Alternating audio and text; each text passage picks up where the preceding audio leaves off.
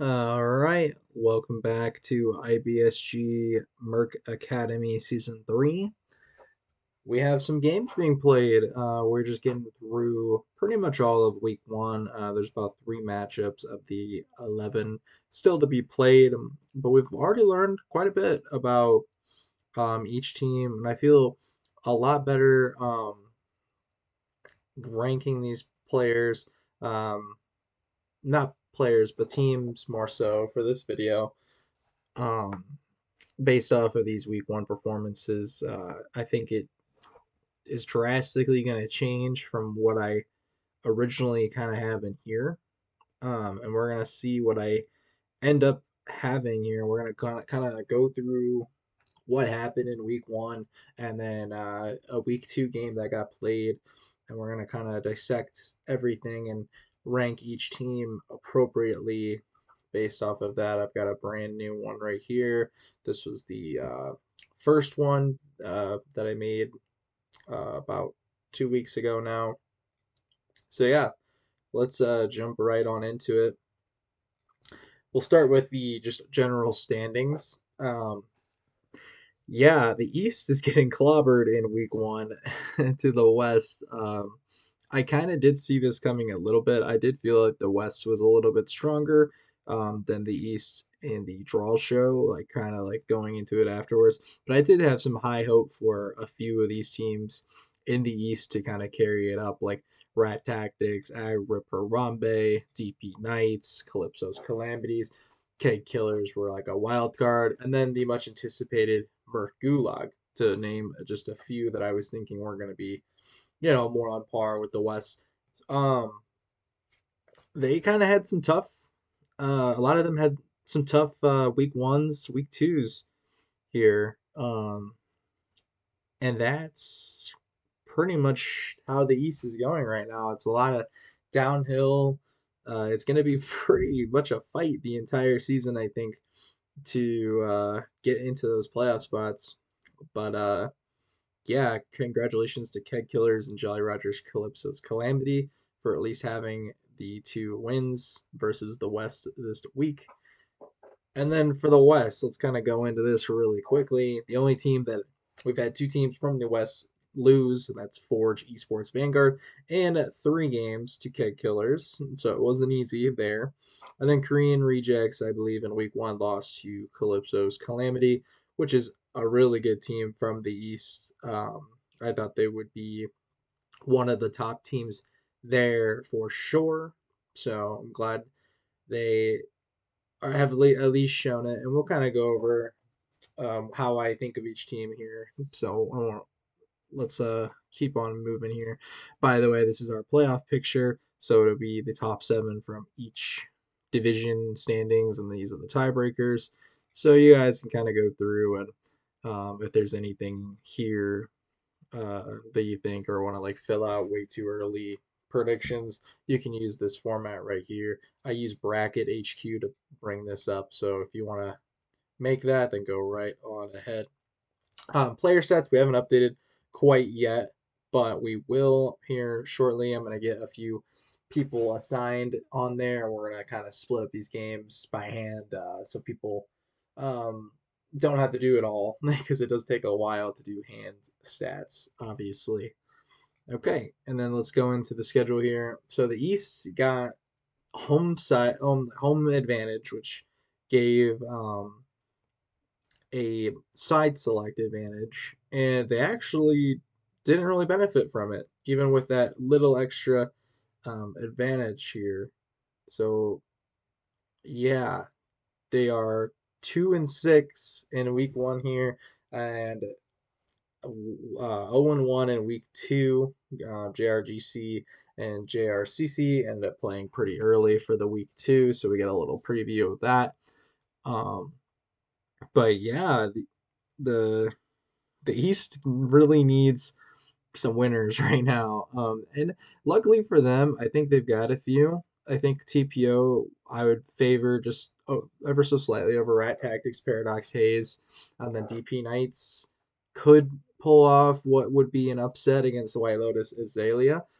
But DP Knights is again really strong team. I would put them up probably one of the top teams in the East as well. So we'll see how that matchup goes. And then Wisteria versus Coachless Tyranny. I've heard a lot about Coachless Tyranny. I've heard that they're pretty good and coordinated. Took some time off, so let's see how they kind of come back into form officially. And Wisteria, probably more of a middle of the road team um, that will be fighting for the playoffs um, later down the half. I think they will get in around the 7 or 6 mark, but they could always falter a little bit lower. Anyways, but yeah, JRGC ended up pulling out 2-2-0s through the weeks 1 and 2. We had only one um, best of three actually go the distance in week number 1 so far. So we'll see if any of these other series will add to that number. But yeah, without further ado, so yeah, this is the way too early preseason ranking, and we're gonna go now to kind of look at all these week 1 stuff. We're gonna go maybe through some drafts if they're there. Um, but yeah, we have our first game of the season, which was TDP versus Valhalla Valkyries. TDP took this down to 0 pretty handedly. This was a streamed match. This first match, very ugly for Valhalla. Bot lane kind of was a mess. Top lane seemed like it was pretty much a mess. Little hope in the mid and jungle. Um, yeah, that's pretty much how the first game went. Second game, they kind of pulled it together a little bit here and ended up still losing, but it definitely looked a little bit better, especially in that bot side. Um, they didn't die 9 times or 15 times combined, so that's really good. Mid lane ended up being a rock, not terrible 2 games here. Jungler kind of regressed, and the top laner again did struggle. I imagine that tomorrow and Pizza Pasta Mafia might have been a mismatch. So yeah, we can look at these little drafts real quick here. So red side, they banned the Mel, the Chinks, the Gwen, Mordekaiser, and Jax. So they did put a lot of bans topside towards Pizza Pasta Mafia, and he still ended up on top. So that's something concerning if you are Valhalla's top laner or if you are facing Pizza Pasta Mafia and TDP. This guy seems to be not as bannable, has appears to have a bit of a deeper bag. I believe he played the Jax here in the second game and was still banned out at least only one time here. But yeah, that's a good for them. And then we'll go to the blue side bans. Okay, yeah, red side probably a little bit worried about it, but I don't think this can happen. Top lane, uh, you can't get 3 bans and then not have a great laning. It's kind of very disheartening to see, and being on red side. So obviously not the best showing, but like I said, I think it was just maybe a slight mismatch, and Valhalla can improve upon this first game. Yeah, the bans for blue side in this game won. We got the Ari, Kate, Victor. They heavily went at Cheesecake, it looks like, and then they attacked the Caitlyn. I think they did that in both games. Yep. So that doesn't look bad. Doesn't look bad.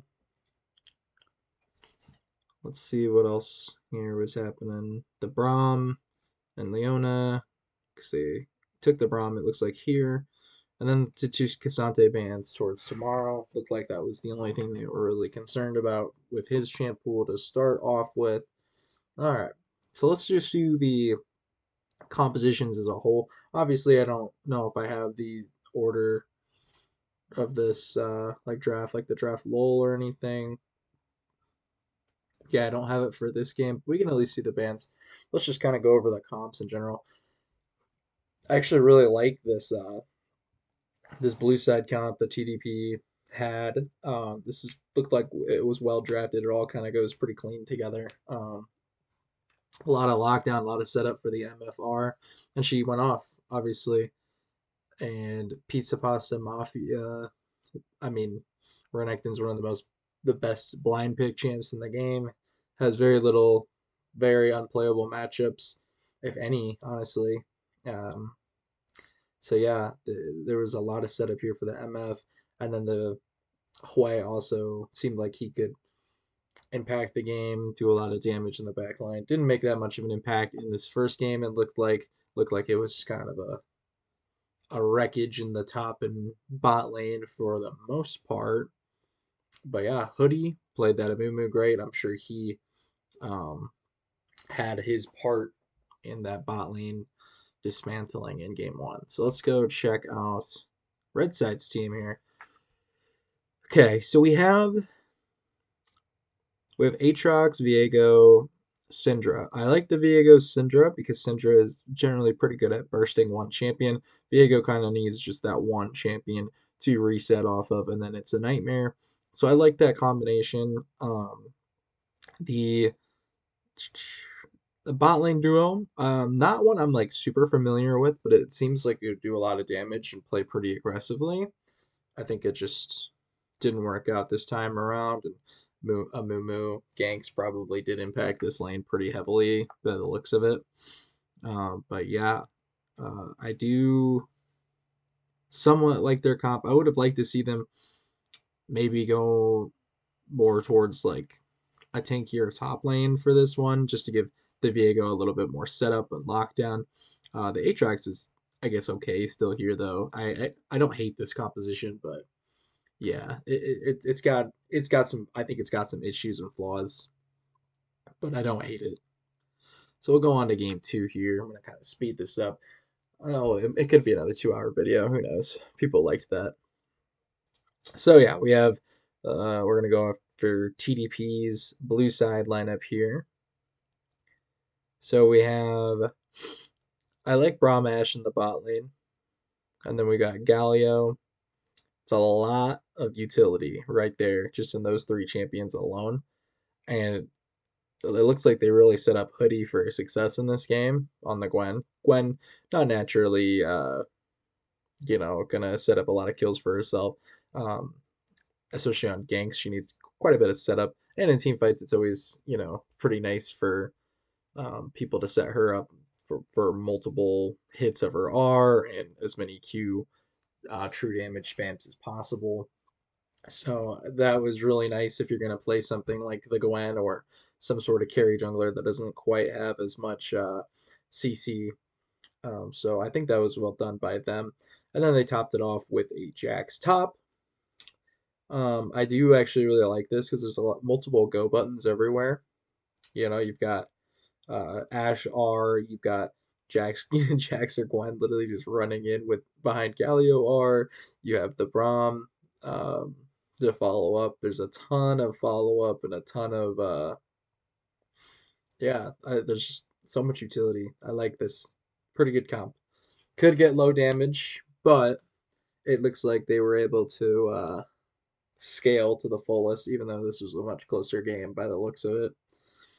And let's go check out Red Side's draft here. Relatively safe bot lane from what I'm seeing. The Ezreal and the Tom Kench. I don't hate it. I don't think Ezreal is very good into Braum, or just those three, or any of those frontliners, to be honest. They've got a lot of them don't really care about Ezreal either. So I don't know when this Ezreal was generally picked, but it doesn't seem like Ezreal could have really carried this game without being extremely fed, in my opinion. I think if you have something here that is more auto attack base damage, like a Jinx, a Kog'Maw, something along those lines, you could chew through, these four melees a little bit easier. Obviously, it's never going to be easy against um, the Jax and the Gwen, who have a lot of ways to, you know, get on top of you and gap closers that really like limit how much damage you can really do. So it's okay. Maybe Ezreal.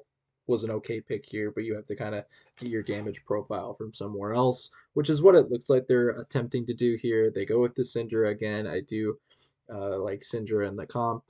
The matchup's a little rough with the Galio, but it doesn't look like it would have really mattered all that much. Yeah, so she probably got outroamed. Looks like Lucifer really got more involved in game two, part of the win. Played a little bit more of a utility role in this series by the looks of it. But yeah, what a start for TDP in this one. 2-0 against Valhalla. I think Valhalla will come back. I don't think these drafts are terrible. Like I said, yeah, they did have a lot of damage profile here. I don't think Jace does very well into this composition, quite frankly. Again, don't know where this was taken, but if this was the R5 pick, I don't like it at all. Even if it did his comfort, you just, uh, yeah, can't draft this China champion into that. And then the Wukong is going to struggle a lot against a comp that has one Ash and then Jax, Braum, and Galio. So not my favorite here for the top in the jungle, the or the ADC. But like I said, I need a little bit more context and a draft lull to maybe further go along with that. Relatively safe, I think too safe, and could have gone more of an on-hit AD carry, and then maybe some front line out of for one of these picks. And I think that would have kind of rounded this out a little bit better. But without further ado, that is our first two. And I'm going to put, so I had TDP. Yeah, but I had TDP and the unknown are not really feeling it. I am going to move them up a little bit to this playoff bubble spot because some people are probably like, oh, like, why aren't they going to be in the good tier or anything? Well, I just don't think Valhalla is very strong currently. I think they're still kind of finding themselves, kind of working through stuff. I think their roster's pretty new.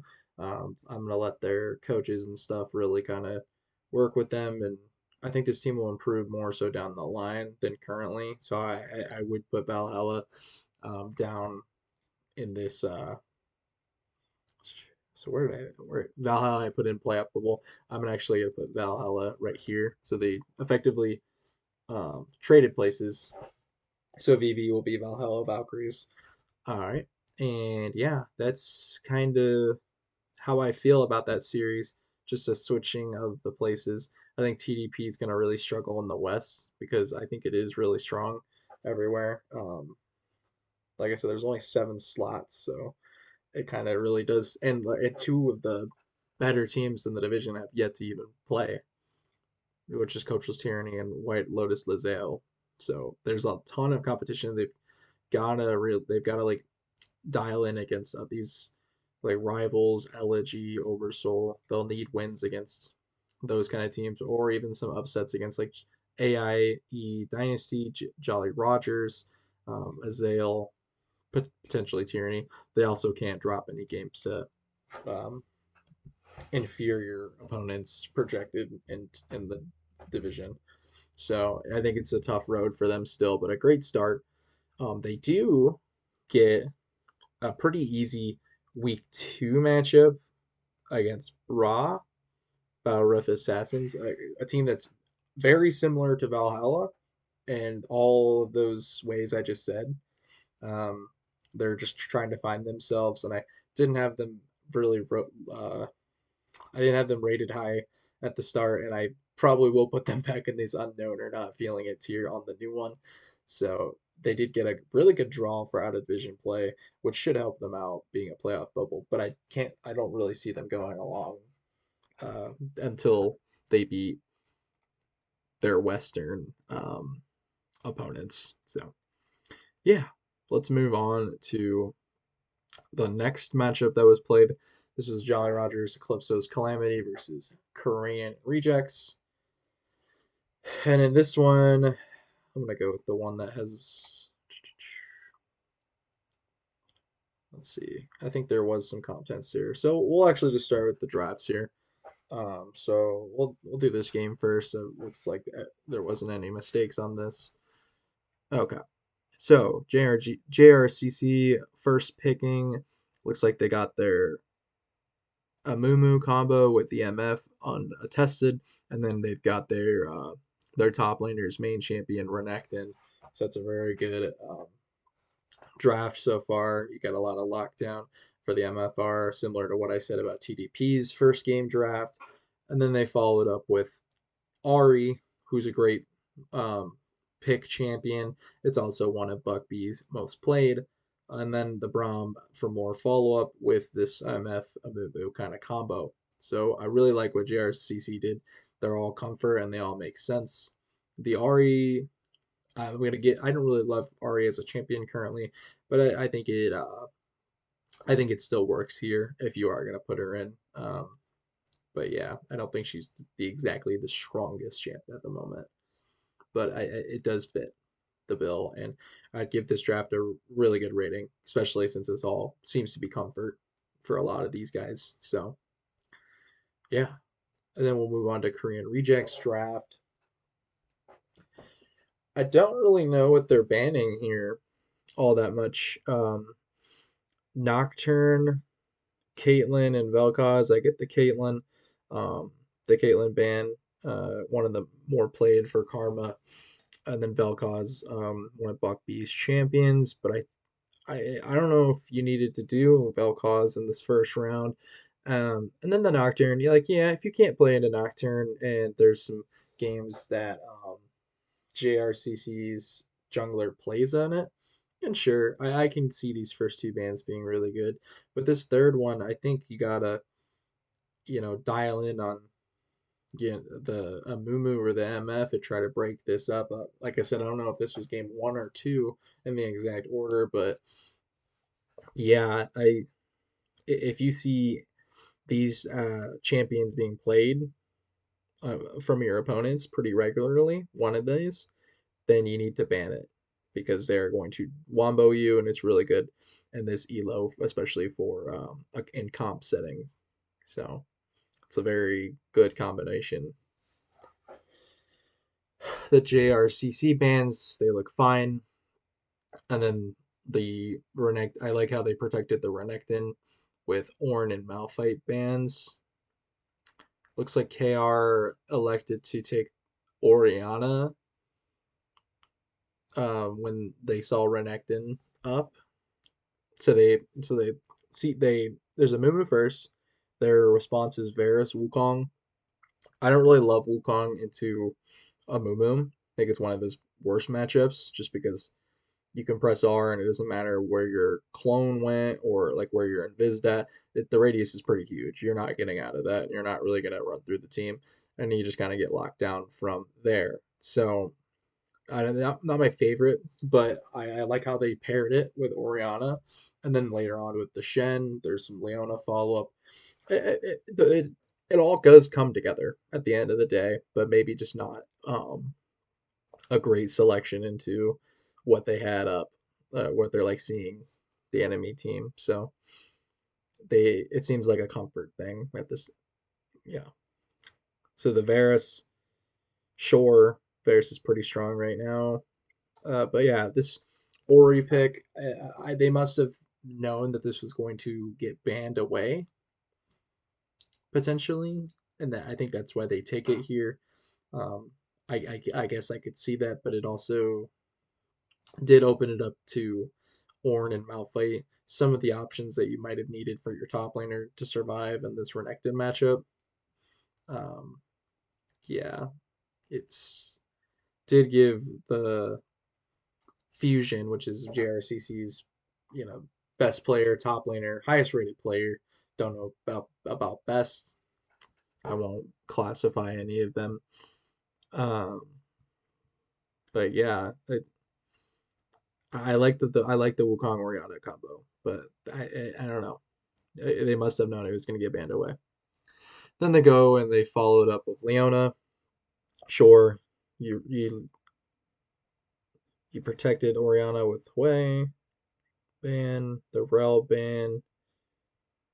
Yeah, I like the Rel ban actually a lot. That's a good ban because you don't want MF and Rel and Mumu. That's a big wombo. So I really like the final two bans for KR, at least right there. The Leona is gonna go blind. I think you have to blind your top laner here. I don't see why you wouldn't. Like if especially if you're gonna just pick Shen, because Shen can win this matchup. It's not his best. He can't really like kill the Renekton, but the Renekton can't really kill him at the same time. Especially when Renekton gets like an item or two on the side lane, Renekton does start winning because Shen doesn't have the damage and the sustain to really deal with that 1v1. I but if you are going to take the matchup, I don't understand why Shen wasn't picked here over Leona on that R4, and then you could have protected you could have your support really have like a difference maker because they blinded Leona and then they got into Braum and then they still got to counter mid lane. So pretty much they self countered jungle, neutral ADC, neutral-ish top, but like not great for Shen, I would say. Um, and then they got countered on support and mid lane with the Ahri and Braum. So I don't think this is great drafting here. I think this is a little bit of panic.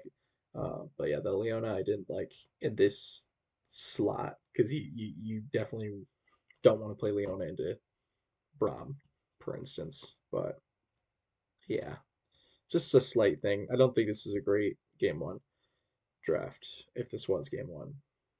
But let's go see how it went. If it was close at all. Looks like this was the game. Not. I mean, it's not a. It doesn't look too like horrible, but it's as expected. Top side, the Renekton got the better of Shen in that matchup.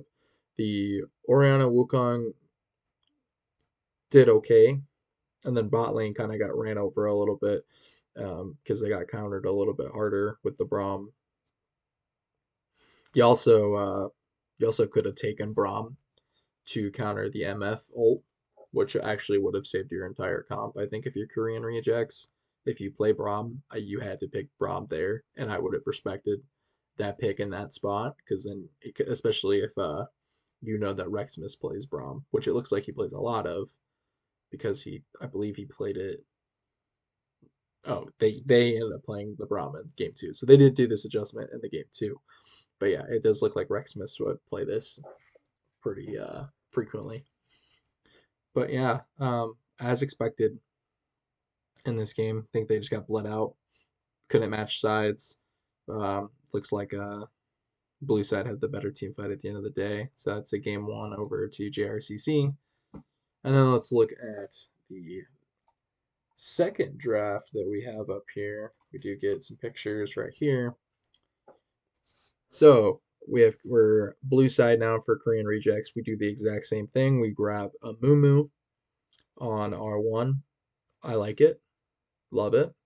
And then if you don't get a Mumu up, um, if you don't have a Mumu up and you're like a Wombo combo team, then I love the response of Jarvan MF because Jarvan and a Mumu you don't really care at the end of the day. They're kind of just washy. They're both trying to engage, trying to set up some sort of combo. So I like what JRCC reacted to the MMO. They still just ran their Wombo. And then KR responded with Ezreal Braum. I really like the Braum pick. And then the Ezreal, some added safety to Jarvan all ins and the MF. So I don't think this is a terrible Ezreal pick right here. And then we follow up with Rel. This was had to be a compositional pick right here because Rel doesn't really do great into like Braum and lane just because of the disengage. Obviously, Rel can't really get on top of the Ezreal as easily either, but she does set up the Misfortune Jarvan R for everyone else on this team. So there's just some added security, really putting all your eggs in the basket of MF right here. I I like it. It's staying on theme. It's staying on time. I'll take it. In terms of these first round bans, JRCC just ran it back, it looks like, and then KR dropped the Vel'Koz ban and for the Renekton, which was smart, I think, because I think Renekton was picked on the blue side in the game one. So I like that. But yeah, then they go and they ban Fusion's second best or third. We don't a top champion in Camille. So Renekton and Camille are both gone for him. He gets placed on Ornn duty after that, and we also prevented their mid laner Buckby, who does play Oriana, from adding to this deadly Wombo combo. So this was great bans, I think, all around here from KR. Definitely a little bit better. Um, Red side opened up with Ornn, Blind, love it. It adds to the comp. And then we need our responses Rumble Galio. I think Rumble does okay into Ornn. I think he does okay into tanks, but it's not fantastic. I think I would have they're already kind of locked in kind of playing Wombo a little bit. So they're trying to like Wombo a really good Wombo comp, but I think JRCC's Wombo is just better all around.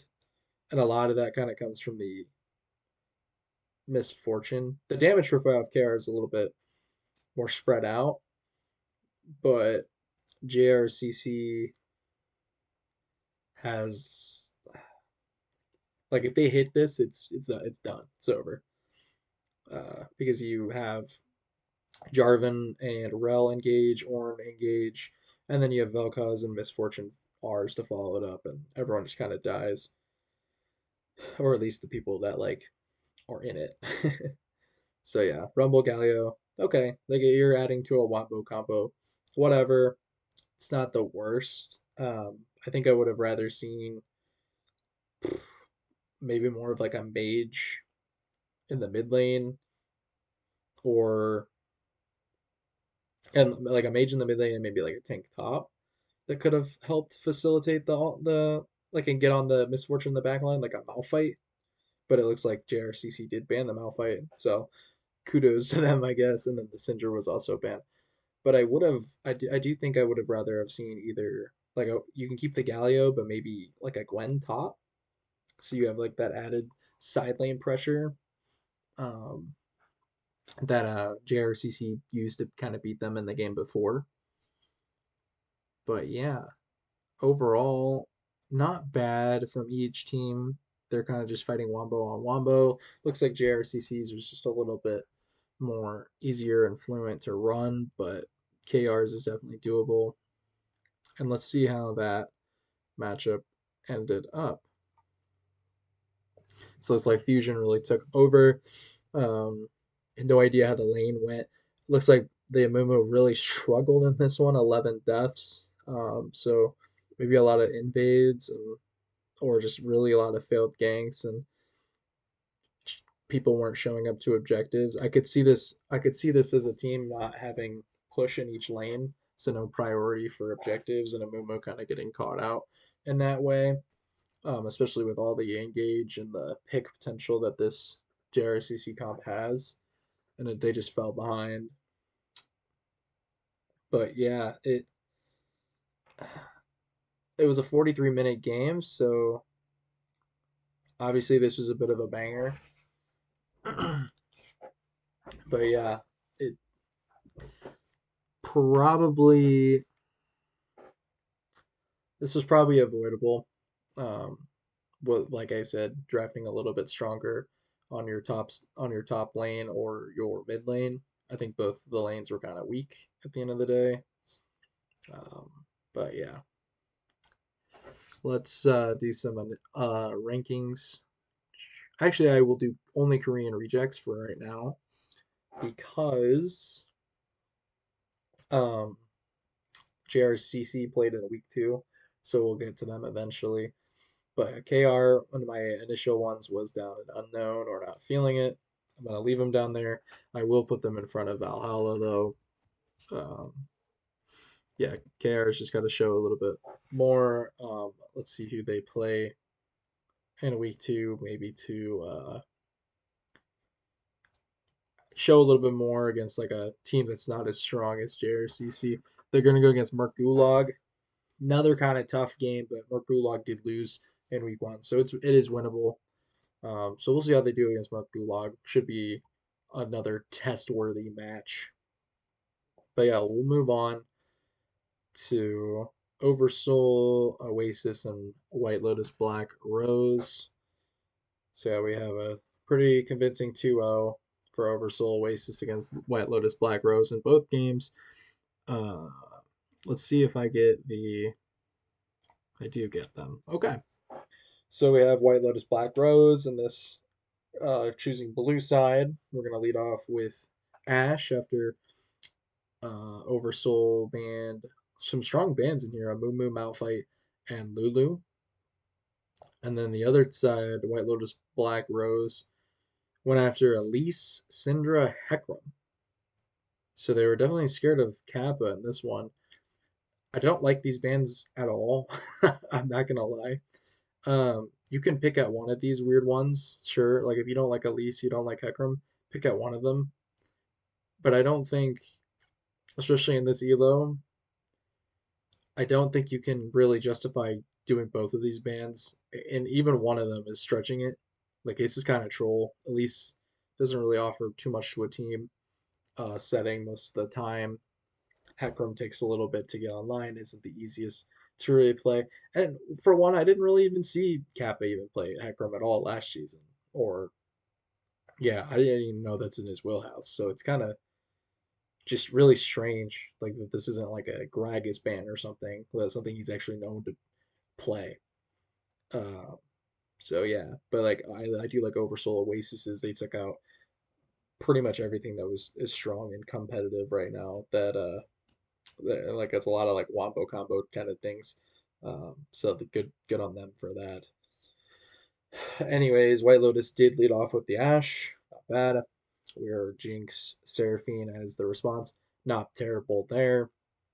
Then we have Vi as a response. I really actually like the Vi against the Jinx and the Seraphine because you kind of have you can just kind of get into the backline for free at this point. So it's actually a really good Vi spot. And then Braum. Um, Braum into Seraphine, you can block a little bit of the ult.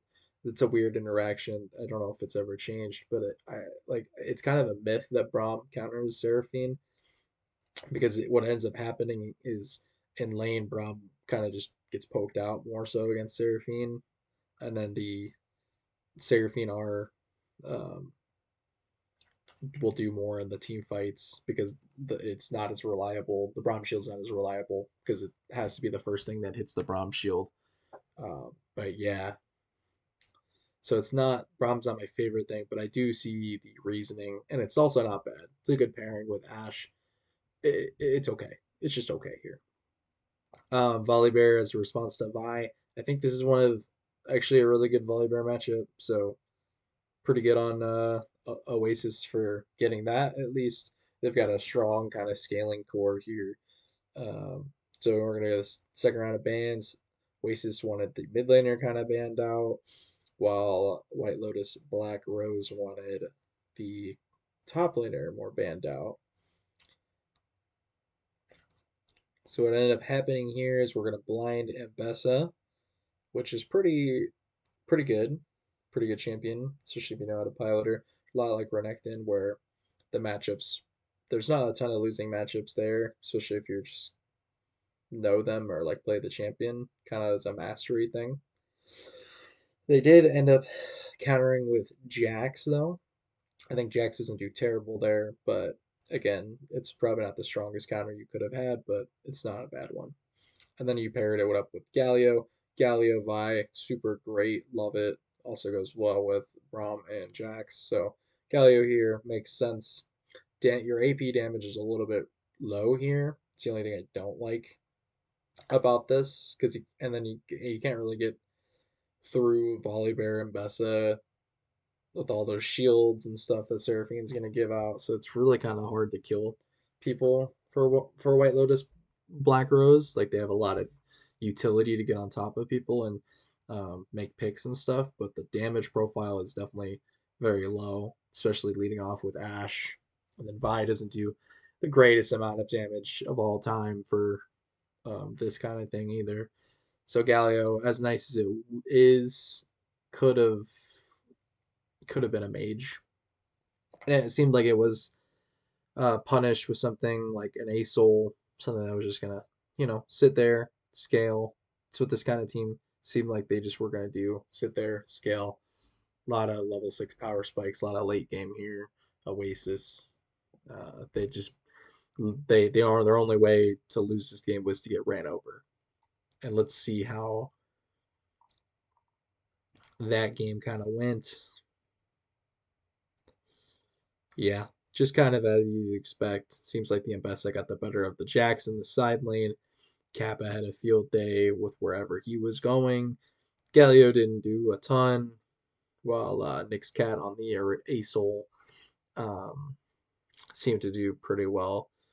And then Astral and Seraphine did their thing against Ash Brom. They didn't. Looks like they didn't really die much 2v2, if at all. They just sat there and they played the scaling game. Ended up finishing this one in 26 minutes, which is pretty impressive for this kind of composition. Definitely pretty strong comp. It's a little weird. This is a little janky of a comp that they have, but it it just they just don't have the damage. Red team just doesn't have the damage to deal with Volibear and Bessa through Seraphine and everything, and diving through, and yeah, there's just too much. But yeah, kind of how I would expect that game to go. We will look at the second game here. Very similar draft for Oasis, it seems. So they do ban the same bands for White Lotus, Black Rose. Again, don't love them at all. Like you don't need to ban either Elise or Hecarim. You can ban one of them if you're really that concerned, but like it's pretty bad to do both. I'm not gonna lie. Um, like hats off to Kappa for making that happen. That's crazy. But anyways, Seraphine, first pick, always great. Our response is Jinx Zinzao. Not terrible. Uh, kind of we're hiding our support for some reason. I guess we just want to see a little bit more, which makes sense because I mean Zinzao still does pretty decent into Seraphine. The Jinx is gonna do fine. It's more priority picks because you don't want Astro to get it.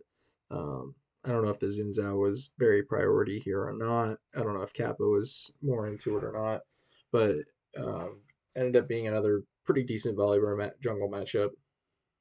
So Kappa just locks that in again, play against the Zinzao, while Astral gets the Ash this time around, which is a really good pairing with Seraphine, and Milio locked in for White Lotus Black Rose. I think it's a beautiful pick. Milio does pretty well. Obviously, can cleanse those Ash arrows, can cleanse Seraphine R's, can cleanse the Volibear Q, and that's everything they would have seen at the time. It's not a bad pick. And also like it's pretty good to for a Jinx to have an Enchanter. So everything here makes sense for White Lotus Black Rose besides the bans. And then we ban the top laner.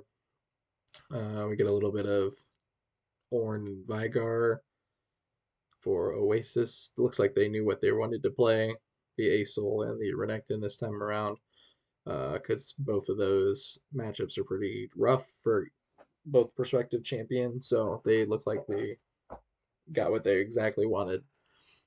Victor being locked in pretty strong. Obviously, they don't have like a ton of utility or lockdown really right now, which is kind of what they're struggling with. But they do bring in Cassante at the last minute.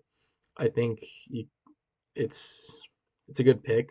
Like, Cassante is obviously really strong right now, and he needed front line. Gets a little bit of lockdown, but yeah, you're gonna really struggle to like stop Renekton and stop Volibear and stop Asol from just tank just literally just diving you. There's not a lot of CC here. Um, so yeah, or hard CC, I should say. But yeah, the damage profile much better than the first game. Um, would have liked to see, like, if you look at the comp as a whole, would have liked to see Xin Zhao be something a little bit more lockdowny, with a little bit more, like, how they did the buy in the first game. That could have also worked, but you needed some sort of answer for Asol, and they just didn't have it this one.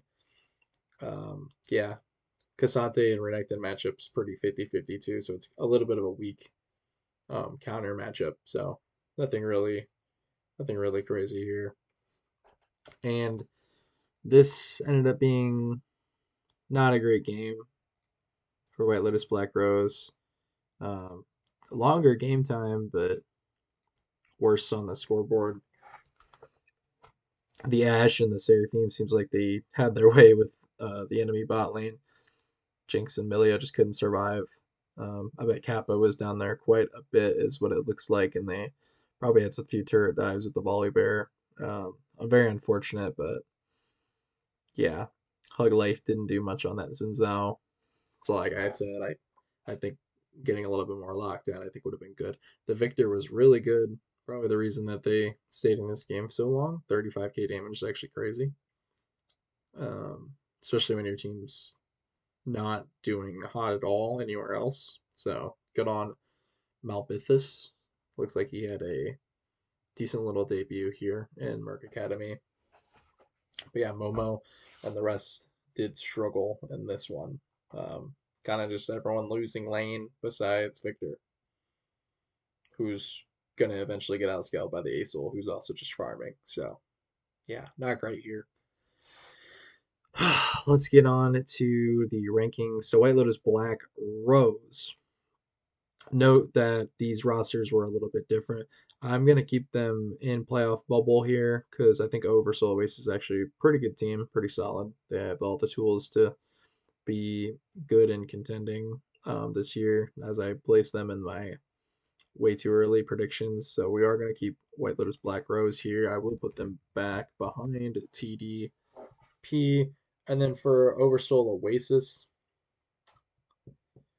I don't think White Lotus Black Rose is crazy good this season, or at least yet. So we'll just leave them in the good, but I think they're going to be more of the top tier of the good teams, if that would make sense. But I did like their week one success here. This is taking care of business in a big way. So hats off to them. And then we have my team here. We have JRGC and Merc Gulag. I don't know if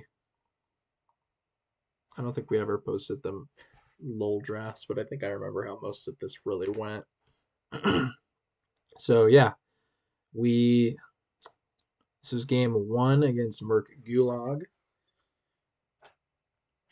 Our bans, we banned the Amumu, the Yone, and the Victor. They had a pretty big Yone Yasuo player in the mid lane, so we wanted to take at least the Yone out of there. And then the Victor, we felt like something was it was a really strong pick to ban right now. And Blood Merc's a pretty big Amumu, um, an Amumu abuser right now, so we had to take that out of there. Not my favorite, honestly, not my favorite bans here. I think the Victor could have been something else, but we weren't really too concerned about anything that Bloodmerc was playing, and then the support didn't really show a ton on his profile, and then Synthetica just came down from mid lane to play ADC. Again, we didn't really feel like Tristana was worth a ban either, which was the only thing that was really visible. Um, I don't think she's great in the meta. Same with Ari, but yeah. So their bans, they actually did a really good job banning us. Lilia, Vigar, and Renekton.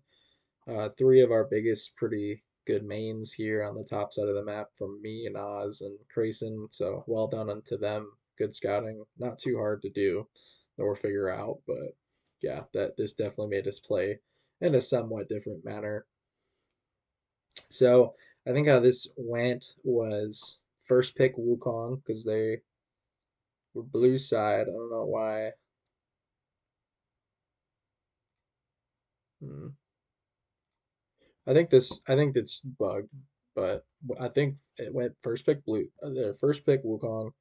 We respond with um the Ori to because Secret plays it as well to block that kind of delivery system there, and then we went Caitlyn to I think that's how it went, or we went Jarvan, one or the other, and then their response was the Trist and the Rakan.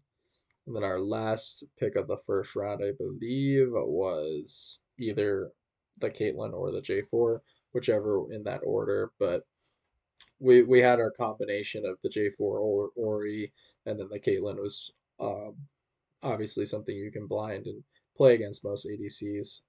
I would like to think that this was our counter to Trist because it's just the range advantage you get in lane. And then we banned Darius and Garen because we wanted this Ornn pick. They didn't pick up on that. They went after our support instead.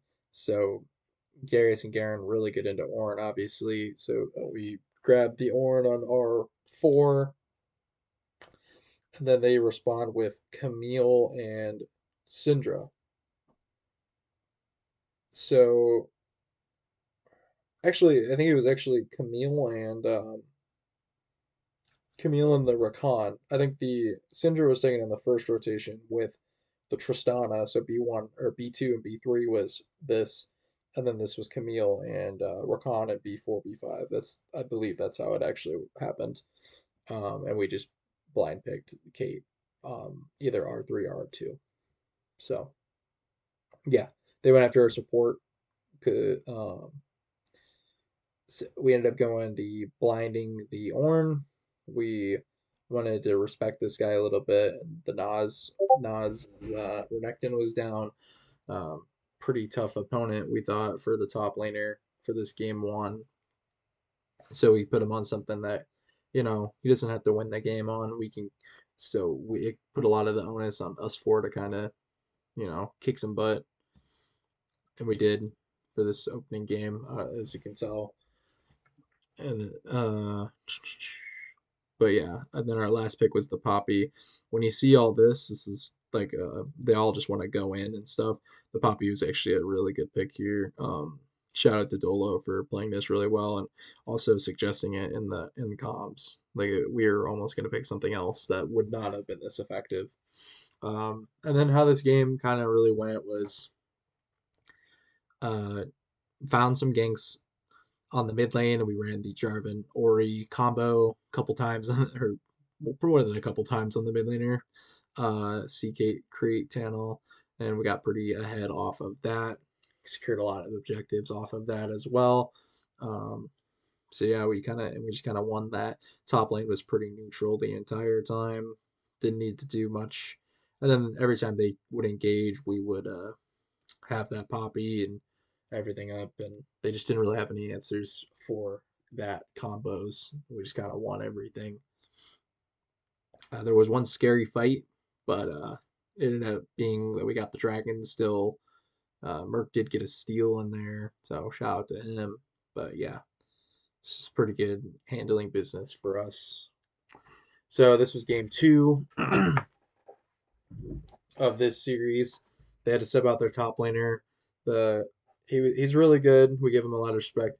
Gameaholic, as much as we like the guy and everything like that, he's a nice guy. He's not me like blood, especially playing in top lane. I don't think he's a top laner to begin with. So um, their bans were the same. I think they just missed a ban. This was a Lilia was the fifth one. So pretty I think, like I said, it's pretty good first three bands. And then we had the opportunity because we were blue side on this game. We wanted to keep the Amumu up because we were like, okay, we could somewhat flex this. Mostly always we'll go support. That's what I kind of told Tolo. So we first picked the Amumu away from Bloodmerc, and that's why our bands did change up a little bit. Game did have a really good like rumble like splits of Rumble gameplay, like 60% win rate. So we were a little bit concerned with that. Nas didn't really have like great answers in his pool for that, so we took it out. And then we kept going at the mid laner, obviously here. Believe we first picked the Amumu. They answer with Sejuani Trist, I think. And then we got Viego and Callista on B2, B3, and their R3 was I believe that Oriana, because they wanted to make sure that didn't fall into our hands with the ball system again from game one. Plus, it's something that Secret is also pretty good with. He's got Sejuani as well to deliver a ball, so made sense for them at the time.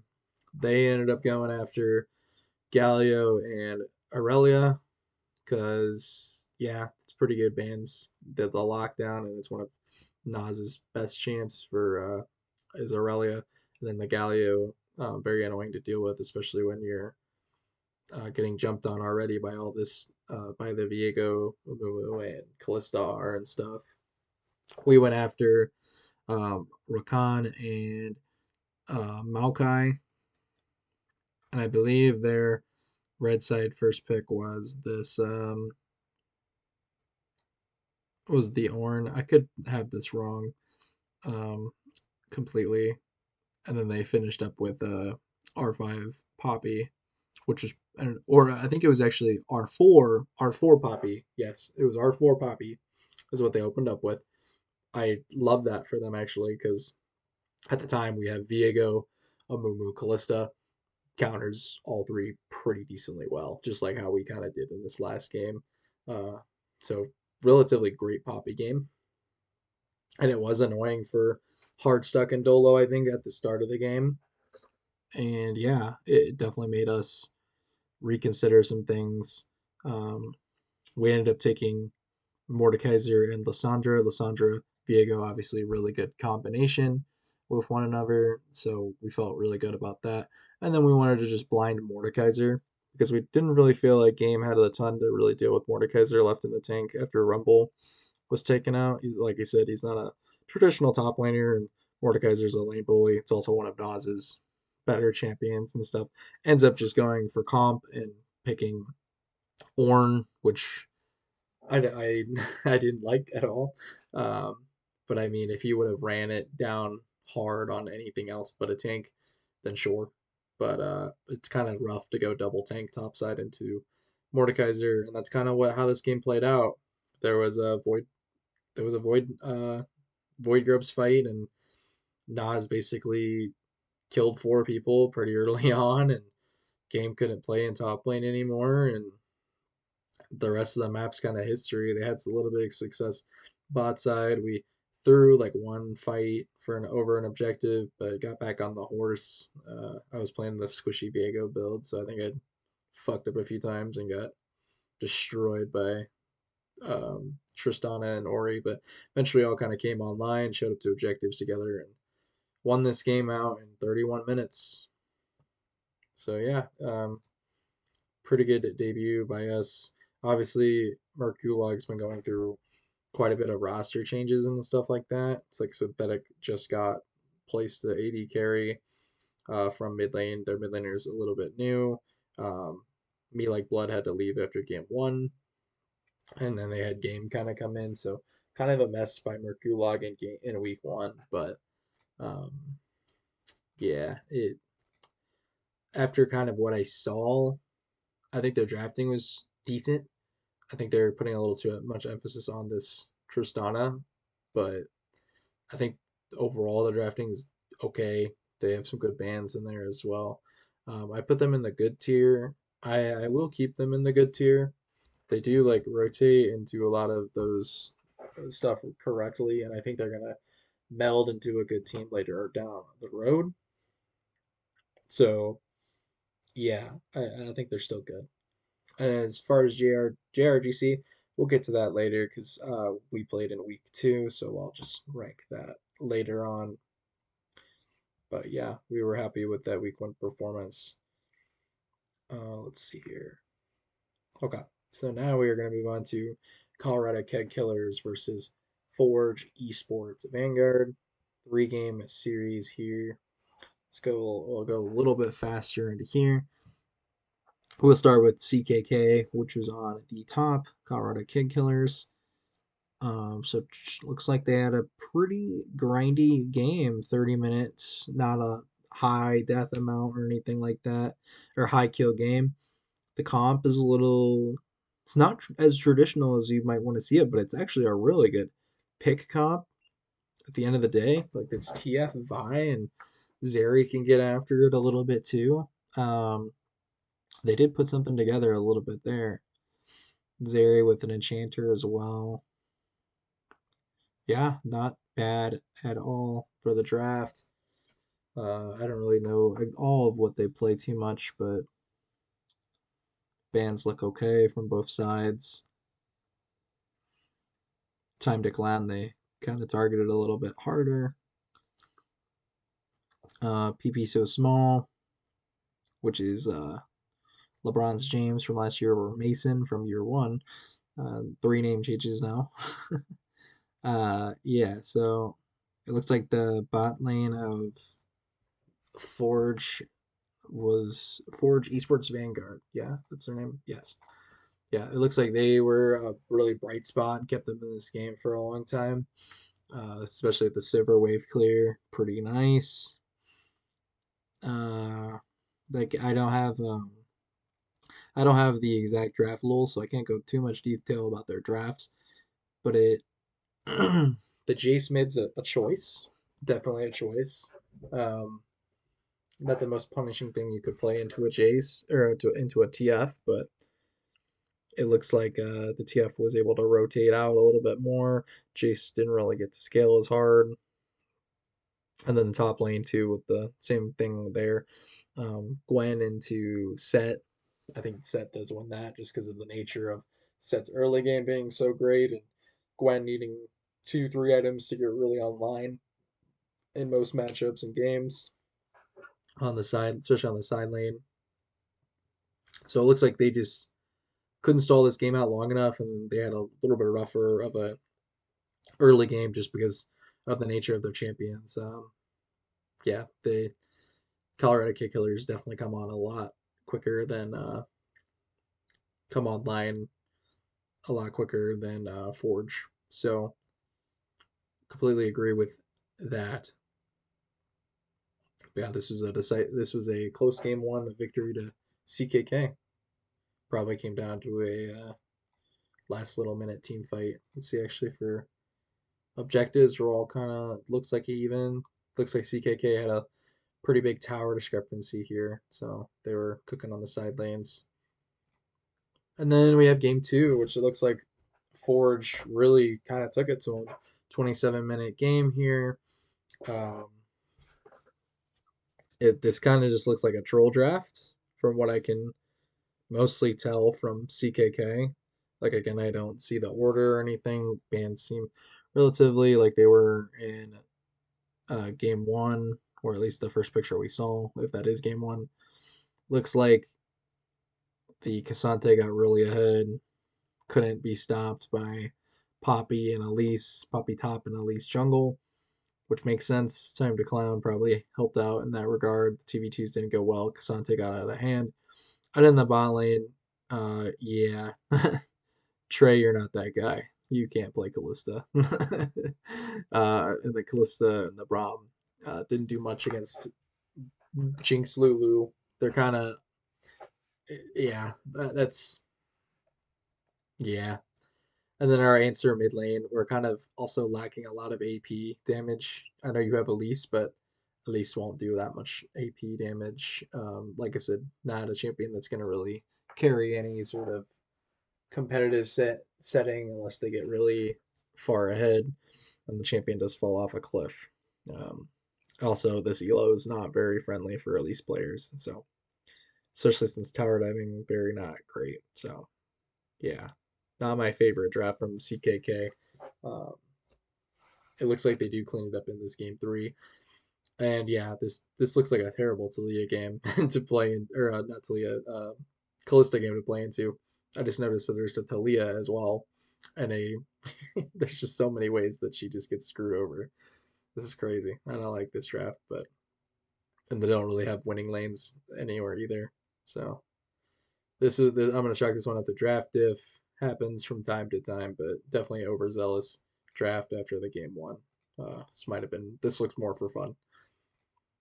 Game three looks like another low kill banger. We never even got to 20 kills. This was a well thought, not really that intense best of three game series. Very methodical looks like here. Again, we see the tower discrepancy is a big reason why they're up 10k gold here. It looks like they kind of just worked them down. They get the void grubs. Yeah, this is looks like we they had a game plan. CKK does pretty well on the side lanes. They have a lot of split pushing um, type of play styles and stuff like that. They tend to go pretty good 1-3-1 and communicate and take things across the map pretty regularly. They're pretty good at that. Team comp building, not their strong suit. But it looks like they have a decent pick comp here as well. So similar to the first game, kind of just pick and side lane pressure. Ari and Trundle can do pretty good at that on the side lanes. Wukong there as some follow up.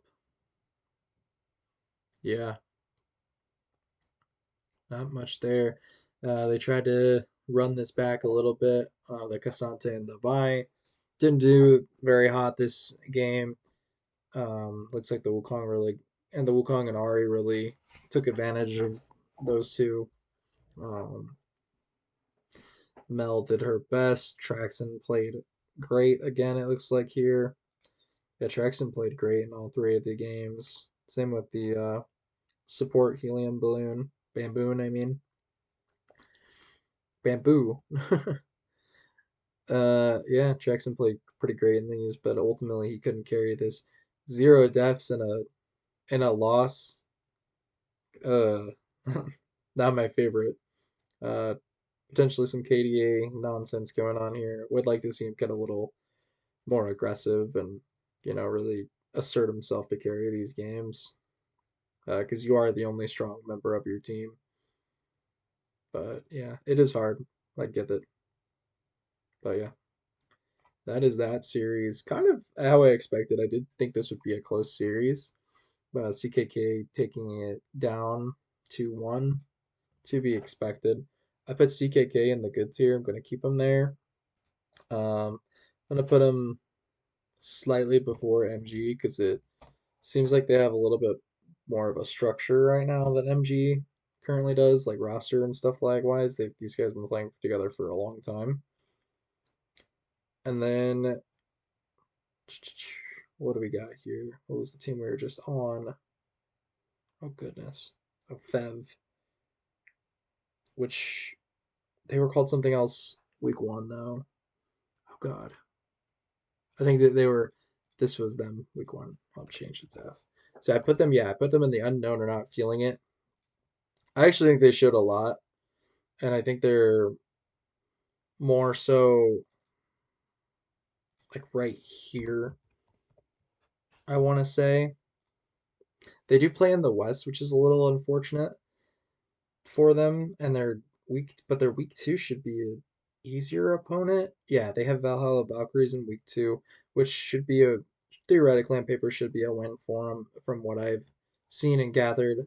So they should be pretty favored in that game. I think they're a playoff bubble team uh, in the West for sure. Like I said, it's a very competitive and already having one series loss, but at least it was it's one of those. It's a loss. It's a three-game loss, which is pretty impactful for tiebreakers and such. So this is a good.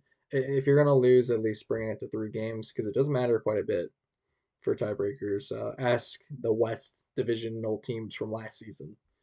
Um, Two teams missed the playoffs just because of that. But yeah, that is good to go. Not a ton of movement there. Uh, yeah, CKK going above MG, but I wouldn't put them higher than Oversoul for sure. But yeah, not solid, but pretty solid. Let's just see if they can fix their drafting a little bit, and I think they'll be decent. And then there's Elegy and Bra. Um, Kind of close games. To be honest, it's a two game. It's a only a 2 game series, but they seem like they're not that far out from each other. 28 minutes, 33. They look very hectic and high kill count. Let's kind of get into this a little bit. I don't know if we have the draft rules for this. We have it for this one. So we'll look at this one. So, okay. So we have Elegy on blue side. We'll start there. Viego, Tristana, Briar, sure. Um, I don't really love the Briar Tristmans, but yeah, okay, sure. Bra, locked in the Azir ban, which is pretty blindable. Like if Elegy actually has a mid laner that can play Azir, um, and has like a lot of mastery, it's pretty blindable champion. So if you just don't want to deal with that, I think it's a good ban. And then the Nocturne, solid ban, I think, as well. And then the Nautilus can always be annoying, especially if you're planning on playing some sort of Enchanter, which looks like they did. So yeah, let's see how this draft went. First pick is going to be Aphelios. It's very, very aggressive. You don't really see Aphelios getting first picked much anymore nowadays. The punishment that Bra did wasn't really that much of a punish. Jin, Seraphine, decent combo together, more of a utility bot lane. Um, so you would think that they're going to kind of draft something mid or top that's going to be more effective and like your main carry because Jin is just not that. Um, the response is Nami, which is also pretty greedy at the same time from Elegy, but it looks like they get away with it when they won in week one. Yeah, Philios Nami, not terrible. Looks like they're gonna play it up the scale. Skarner, great blind pick. Jungle, we respond with Kane. uh, I mean, sure. It looks like this guy got his top 2 junglers taken away, Viego and Briar. Viego would have been a pretty good pick here, even Briar. So I guess him defaulting to Kane. Kane just takes I think too long to get going in comp, especially the higher you go. But like I said, it is comp play. It is gold as well. So kind of do whatever you want. I don't love it here, but if as soon as Red King kind of comes along and you can get to there, and like have strong lanes that will play around that, then sure, I actually like it. But I don't like it in this scenario where you just don't know what your laners are quite yet. So, uh, yeah. Well, so we go in. We're gonna ban a Mordekaiser Syndra. Sure, pretty good strong champs. Wukong and Ornn look a lot stronger, and looks like we banned the both of those for the top laner in preparation that he was gonna play Renekton as his blind pick. Perfect. So not outside of these bans, okay drafting for Elegy. Very greedy, I might add, but Broad didn't really do too much to really punish these kind of picks. So, um, moving on to the Galio, which was R4. Great blind. It does go well if you have like a Kane diving into the back line. Decent. Um, Acel was the answer there, kind of because he can just sit there and farm. He doesn't really care if Galio leaves. He's going to be that late game carry. They have 2 of them now with the Aphelios and the Acel. And then they rounded up with Renekton, like I said, one of the best blind picks in the game. And then we have Shen, which is, again, if we're going to pick tanks and stuff, I don't think R5 is a great spot for it. Like if you have a tank, if your top lane is just gonna play a tank, I don't think R5 is great for that spot. If he actually had a pick that was going to do very well into this Renekton, then I could see it. But yeah, I just don't like the tanks R5. This should go to your mid laner, um, without question, or even your jungler if you or not jungler, but just any other role really could have saved it for support even if you waited that long. Uh, yeah, not a fan, and it's also not the best matchup for Shen in the long run. I also think the damage profile is extremely weak and not the type of laners that Kane really needs in the early game. It's also going to be really hard for Kane to get form here because you have to go find Skarner and Renekton, and Kane doesn't really want to fight Skarner or Renekton at the start of the game. So I imagine this red Kane didn't come very quickly, unless he entered. So let's see. Let's go into this. Okay, so this Kane actually did pretty well from what I could tell. So maybe I am just completely wrong. uh, yes. So yeah, Elegy is on top here. Yeah, it looks like the Kane and the Shen did pretty well. They are good like champions like together. Like Shen can obviously R Kane while he's mass healing, and you have to worry about mass shields and mass healing coming down. Pretty annoying. Um, especially and then Seraphine also doing that as well. Like if Kane gets rolling in this comp, he's very unstoppable, which it looks like what was happening. But then it looks like they caught him out. They killed him the one time, and then the game, all of a sudden you're done. They got too much off of it. Uh, yeah.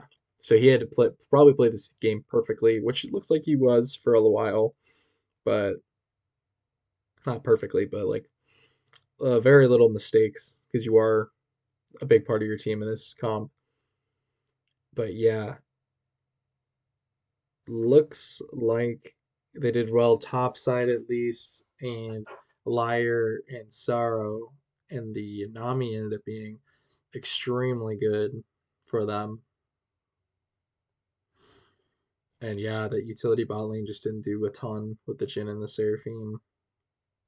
Wasn't enough. It looks like there's just a lot of eggs in the basket of this Kane. And who knows if he even went red Kane in this. Kane players are freaking idiots. So we've all seen that in solo queue, I'm sure. But I mean, not bad. This was a much closer game than I thought it would be. I thought this would be the rougher of the two, but it is nice to see that I was proven wrong a little bit here. And this was more probably of a coin flippy last team fight, maybe some miss macro on the side lanes because obviously Renekton is going to get some stuff off of Shen.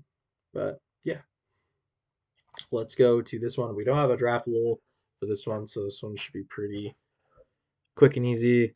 So we take the Jhin on the side of Elegy and we pair it up with Lux. Not a bad combo. Pretty annoying actually. A lot of poke. And Lulu's not really gonna help out in that scenario. So like this Lux, I bet this Lux was a counter pick into Lulu. That's not a great lane. And then the Ashe will struggle in tandem with that as well. Uh, it looks like mid lane went pretty poorly with Red Face Beast on the Silas. Why is Silas even being picked here?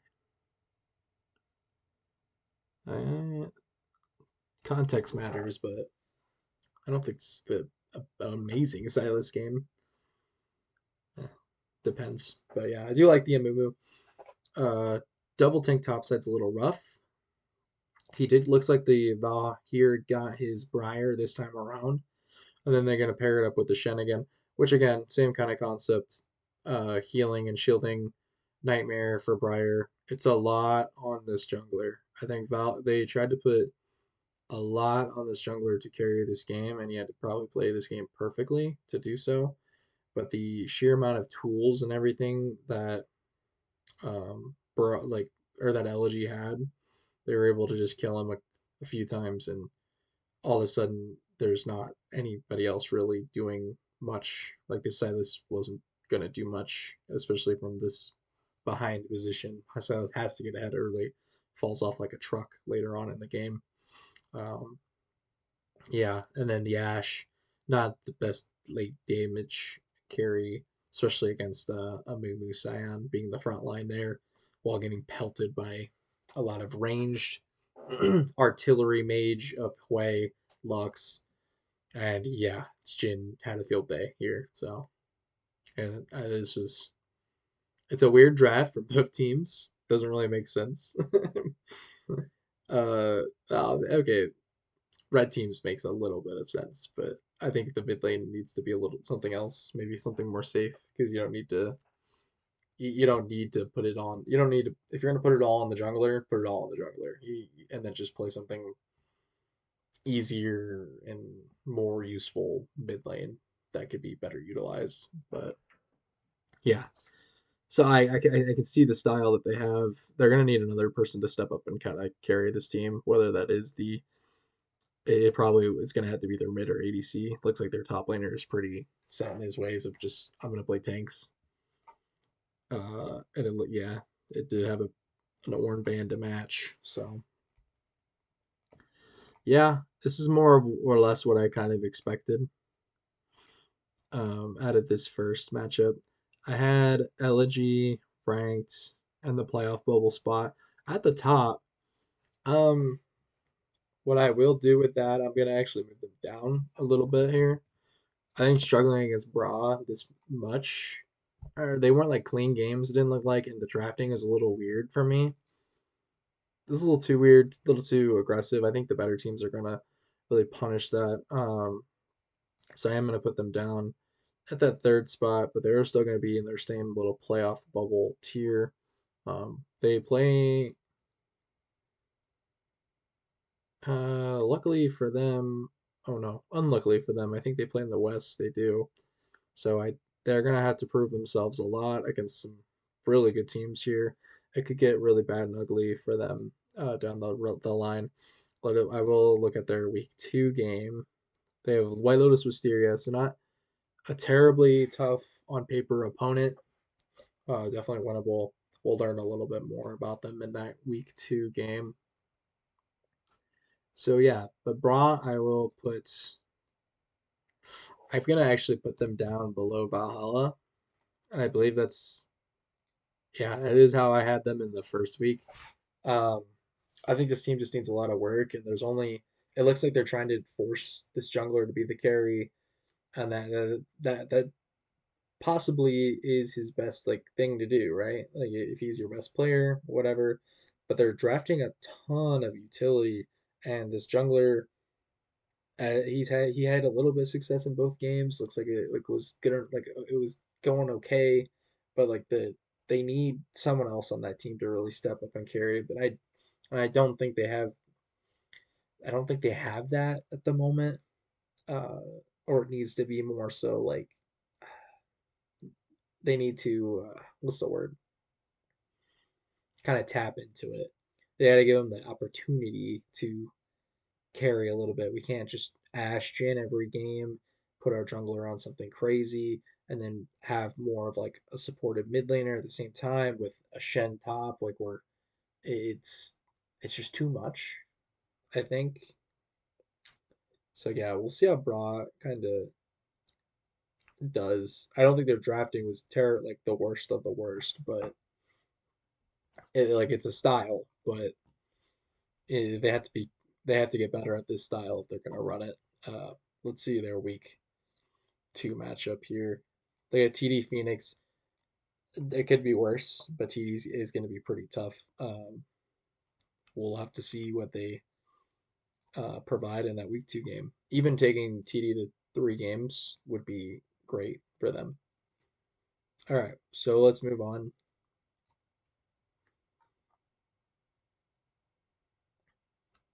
It's a bit of a shocker here. We have AIE Dynasty 2-0ing RT. This one happened today, last night, I guess I should say. Doing this at 2 in the morning.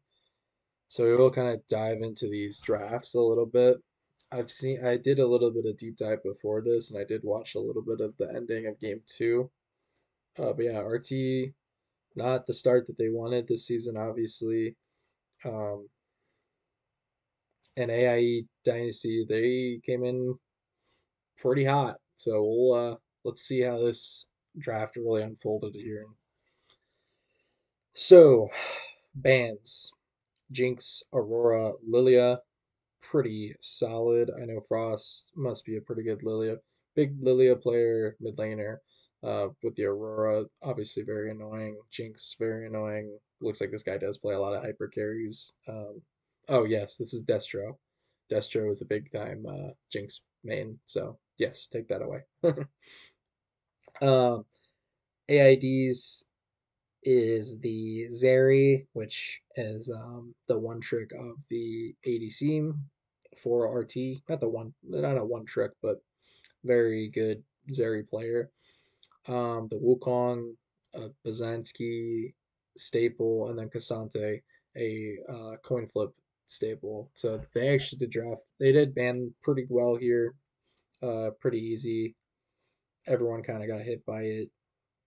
Get them off a little bit of their comfort. But yeah, let's see what RT did. They did Nivea first pick. We respond with Azir, which I think is a pretty good matchup for Azir, just because he's not short enough range for Nivea to really take advantage, and he can just always Shurima out. Delulu, obviously a big priority pick right now. She's just really busted. Um, and I don't think they really. The Varus is fine here because you have to blind something, right? Um, the Thresh, not my favorite counter to Lulu. And then we doubled down and said we're going to do Kog'Maw. So it's very greedy and very late game focused right here. Azir, Kog'Maw, and Lulu very hyper fixated on the late game and getting there. Like they won't lose with these three champions. And then they ended up banning Zelmax, Malzahar. I don't know why. I don't know why AID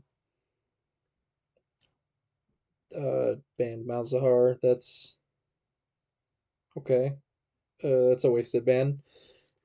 And then they went after the Pazanski's Echo, which another one of his more most played. Pazanski also plays Lilia, so his pool was a little bit crunched here. Um, we took away Rise and Poppy. Uh, why are we fake? Why are we wasting mid lane bans? The matchup's already out. Hopefully it was a mistake on both. Hopefully there's actual other. Is there like an explanation? No, not even. Okay. Yeah, I don't know why this Rise and Malzahar bans are here. They have to be just throwaway bans or something else. But yeah, if they aren't, then shame on both these teams. That's dumb. Okay, and then we have Poppy ban. Sure, Poppy ban. I don't. Mm, I guess Poppy could help protect this Kog'Maw Lulu, and they can also play top and jungle. And I bet maybe it's a bit of a flex between them. Not the worst ban I've seen, especially when you want to play something like a Kane. Um, but if you are gonna put Mordekaiser out there, maybe you just get. I don't know. I'm not really a fan of this Poppy. I'm not even gonna pretend. Those I think these last two bands are dog shit both ways. Um, but yeah, no. What wasn't dog shit was Bessa Blind, pretty good. I know Mordekaiser probably gives her a run for the money. It's probably more of a skill matchup. With Mbessa maybe outscaling a little bit. It'll be interesting to see how that actually transpired, like who won this matchup, and we'll get to see that. This is game one. And then we have Kane as the another response. I don't like this pick at all. I hate it actually. They have an insane amount of disengage, an insane amount of mixed damage coming out. Kane is not going to do anything here. And he's also going to take a million years to get to form. And you can only get form from Mbessa Jarvan. And Jarvan should not be pathing towards Mordekaiser. So you're just trying to spam gank Mbessa, who is getting away for free because of the nature of the champion. She just has to have her abilities up and she can go halfway across the lane and dashes. as soon as she sees you. I don't like this Kane pick. Um, this needs to be some sort of engage, I think, like hard engage, one of the way or the other, from top or jungle. The Mordekaiser are not bad. If you play like a more like a Malphite could have been good here for that, like just hard engage and then something to follow it up in the jungle. Like shoot, I don't even know. Like yeah, I mean I know Pazinski plays Gwen. Like that could have worked a little bit better here if you had coin flip on Malphite or engage. But I don't think Pazinski really plays engage, so it's a tough spot for him. Kind of needed. I don't like this draft at all for RT. They're gonna get outscaled pretty easily. And then to wrap it up all, they have Jarvan, who is obviously really good into a mobile carries, and they have a Nivea Varus, who we can just lock down like that. So Jarvan last pick, not pretty good pick here. I really like AID's comp here. It's obviously very late game focused. And Embessa and Jarvan did help like get a little bit more early game in there, or at least Jarvan a little bit. But yeah, I mean RT tried to play scaling, but they didn't play as much scaling as AID did. So I think they needed to kind of pivot as soon as they see those three on there, and they need to say, okay, we need to end the game before 30 minutes, or this is going to get terrible. And let's see how this game ended up. Looks like it was this one. Okay. So it looks like top lane went pretty even here, both ways. Kind of expected. Frost, yeah, Frost and Pazanski did about the same. Pazanski didn't really have that pop off with Kane. There's nothing really supporting the Kane either, like no enchanter or anything like that. Hey, he's just not going to kill anybody, and that's kind of what you see in this game. Um, and yeah, mid lane it looks like got throttled by the Azir, and then you just had that late game insurance from the Kog'Maw Lulu. Looks like they did stall out Kog'Maw and Lulu a decent amount in the 2v2, but it was kind of foiled by the fact that the rest of the map didn't go great for them. And this is a pretty close game as well. So 26-23. So not a terrible game, but you could just tell that jungle mid here were a little outmatched here. And I think that started a lot in draft. But yeah, let's go check out this second one here for tactics. I hated this draft. I had a lot of problems with this draft actually. Because I did see it pretty like on stream or not on stream, but just I saw it and yeah, I hated this draft. So the bans. So this was after the Azir popped off. We can do that. We can drop whatever ban you had before. I think it was Jinx, and then they just first pick Jinx. So good on them. They were able to drop a ban, add the Azir on their comfort pick. That must be for their mid laner Cookie. And then Lilia, obviously taken away from Frost. Aurora, same thing. Um, Zeri, Kasante, Wukong. I don't think this needs to change, especially since you guys won. So this is great. Three bans. First pick Jinx, obviously, because you didn't ban it. So good so far. The response is Lulu Vayne. Extremely, extremely greedy for AIE to do this. They're literally just playing late game. They're just playing late game scaling. That's all they're doing. And they're not getting punished at all in this draft. At all. Lulu Vayne, and we lock in Janna. What? Why do we have a Janna here? Why is Janna getting picked here?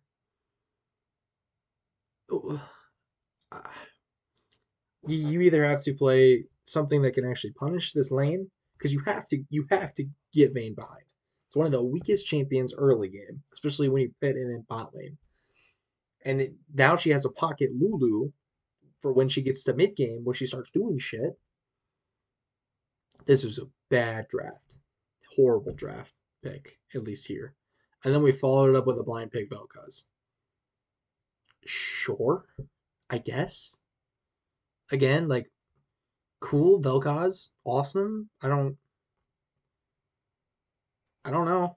I guess whatever. It's one of his comforts. So if it's like something you want to blind, it's not bad in the team comp. I guess it would have been nice to have a little bit more setup or like an engage for the Valkazar though. Like you could draft instead of Janna here, you can draft. Like even if you just ran it back with Thresh, that's not even that bad to do. Or like you could get Nautilus out there. Hell, you could get Blitzcrank out there if you really wanted to get saucy with it. But uh, you just need something else here, man. Like there's nothing the Janna art doesn't matter here. Like you're gonna disengage Vayne Lulu. What are you smoking? They have no hard engage, and we are locking in Janna automatically. I think maybe they just thought the hard engage was coming. I guess maybe. I mean, yeah, I don't know. That's just bad. It's a bad pick. And the Vel'Koz didn't do much better, and then we just lock in Victor, way stronger champion than Vel'Koz at the moment. So yeah, that's my rant. But AID ended up banning Mordekaiser Kane while they took out the Jarvan Rise on the other side. Why are we? So this is a Rise top. Okay. So it's a Rise top. Okay. We're banning it. Why are we banning Rise top? One, they have Lulu Vayne Victor.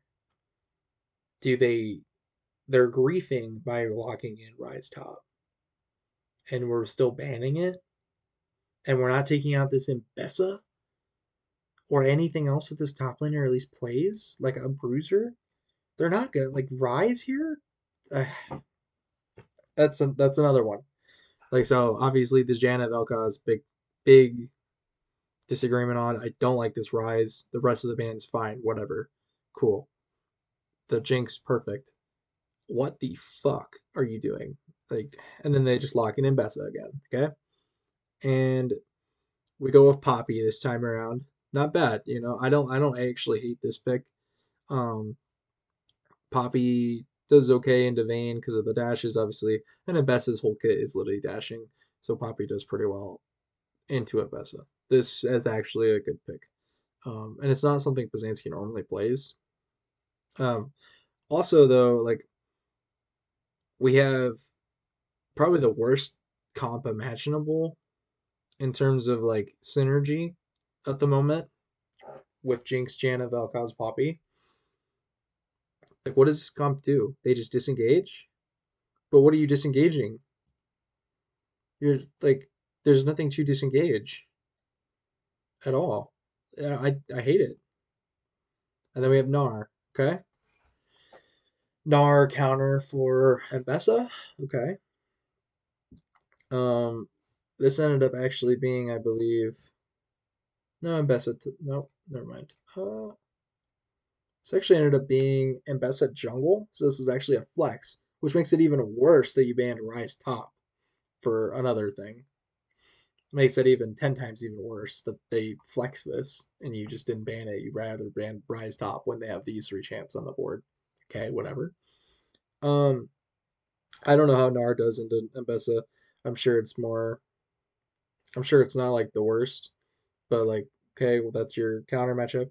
Then it ends up being an actual bad matchup into Jax. This is like borderline very bad matchup for Nar is the Jax matchup. Um, I mean, okay, maybe not like the very bad, but it's definitely not Nar favored. I'll tell you that. If the Jax is any good, this is not Nar favored. So absolutely hate this entire draft. They're gapped almost everywhere. Victor gets to scale for free. Lulu Vayne gets to scale for free because Jinx Janna isn't doing shit to them early. Vel'Koz could poke out Victor, sure. That's probably your only saving grace in the mid lane here. Um, and this Mbessa pick, wherever it's going, is whatever. Like that's probably the only thing you won in draft was this Poppy Abessa. And then this Nar Jax, it's not gonna go well. And then let's see how this game ended up. 28-7. Yikes. Pretty much every lane losing. So like we said, the Nar lane went awful into the Jax. Obviously, they probably didn't know this was a flex, I would assume, because we're banning Rise, like I said. Yet again, do I have to keep saying that? But yeah, and Pazanski, more of a carry kind of jungler as well on the Poppy. Kind of this put this game out of his control, and it was more so on, his laners and bot lane to carry this game. And the draft, one, didn't set any of them up to do this. And then two, like it just it's just not the RT style as well. So yeah, got mid got gapped again. The bot lane ended up dying 2v2 to Vayne Lulu, even worse. And like, yeah, no, this Janna Jinx lane, terrible.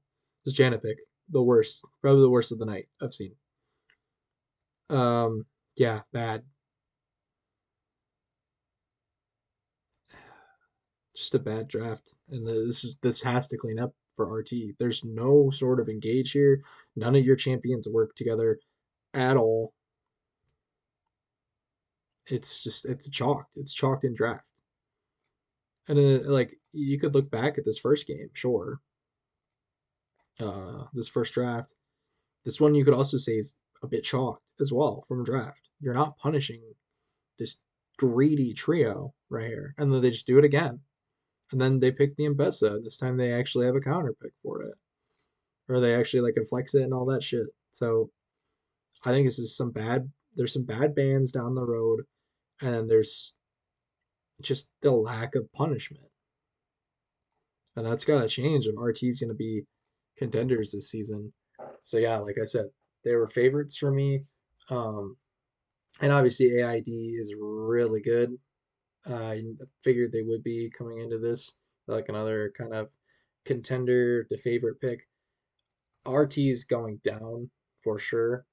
I don't think they're exactly as strong as they were, and the talent level of the rest of the league is also going up tremendously. I think the only saving grace for RT right now is if they play in the East. So RT probably will still finish the season in the top three in the East, maybe even number one. Um, but they just, I don't think are going to do anything when it comes to playoffs or like make a deep run unless they really fix all of these draft issues and player champ pool issues. Like this is it's bad. That was just it's a bad week one. I'll chalk it up. Maybe it's just a bad week one against a really good opponent. Maybe that could all be it, but they are definitely going down a notch. I won't put them down too much further than that. I'm gonna put AIED in this top tier though. That was really impressive what they did to the second place team that was last year, which was RT. So AID, what an entrance that they made. Let's look at both teams week twos.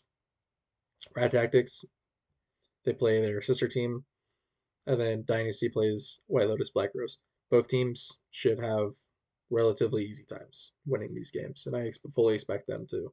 Rad Tactics has to get right here um, against their sister team. They have to really pummel them, honestly, to put any sort of uh, faith for me back into this team at the moment. So, yeah, that's my 2 cents. I lost my pickups for that, if you couldn't tell. Anyways, last series for week one that we have so far is a 3 game series with Rivals and Ag Riparambe. I didn't really see much of this. I don't really know much of this. I assume this is game one. Let's check it out. Looks like Bees and Majors put in some heavy work. They got that Jarvan. It looks like they have a really good actual comp and for Ag in this first game. Wow, this is actually a really good Hemo, excellent Ornn player. Briar more of a utility jungler was last season. Looks like they really thrived on this Jarvan, which pairs amazingly with Bees playing the Oriana. And then you had a Jinx Seraphine bot lane that looked like it did amazing. So what did we have on the other side? We looks like we have a concept of a MF comp,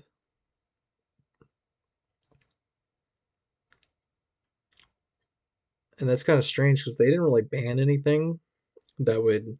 So like we picked MF. Probably I'm gonna assume they picked it probably pretty early here too. One of Husky's more most played champs. Um,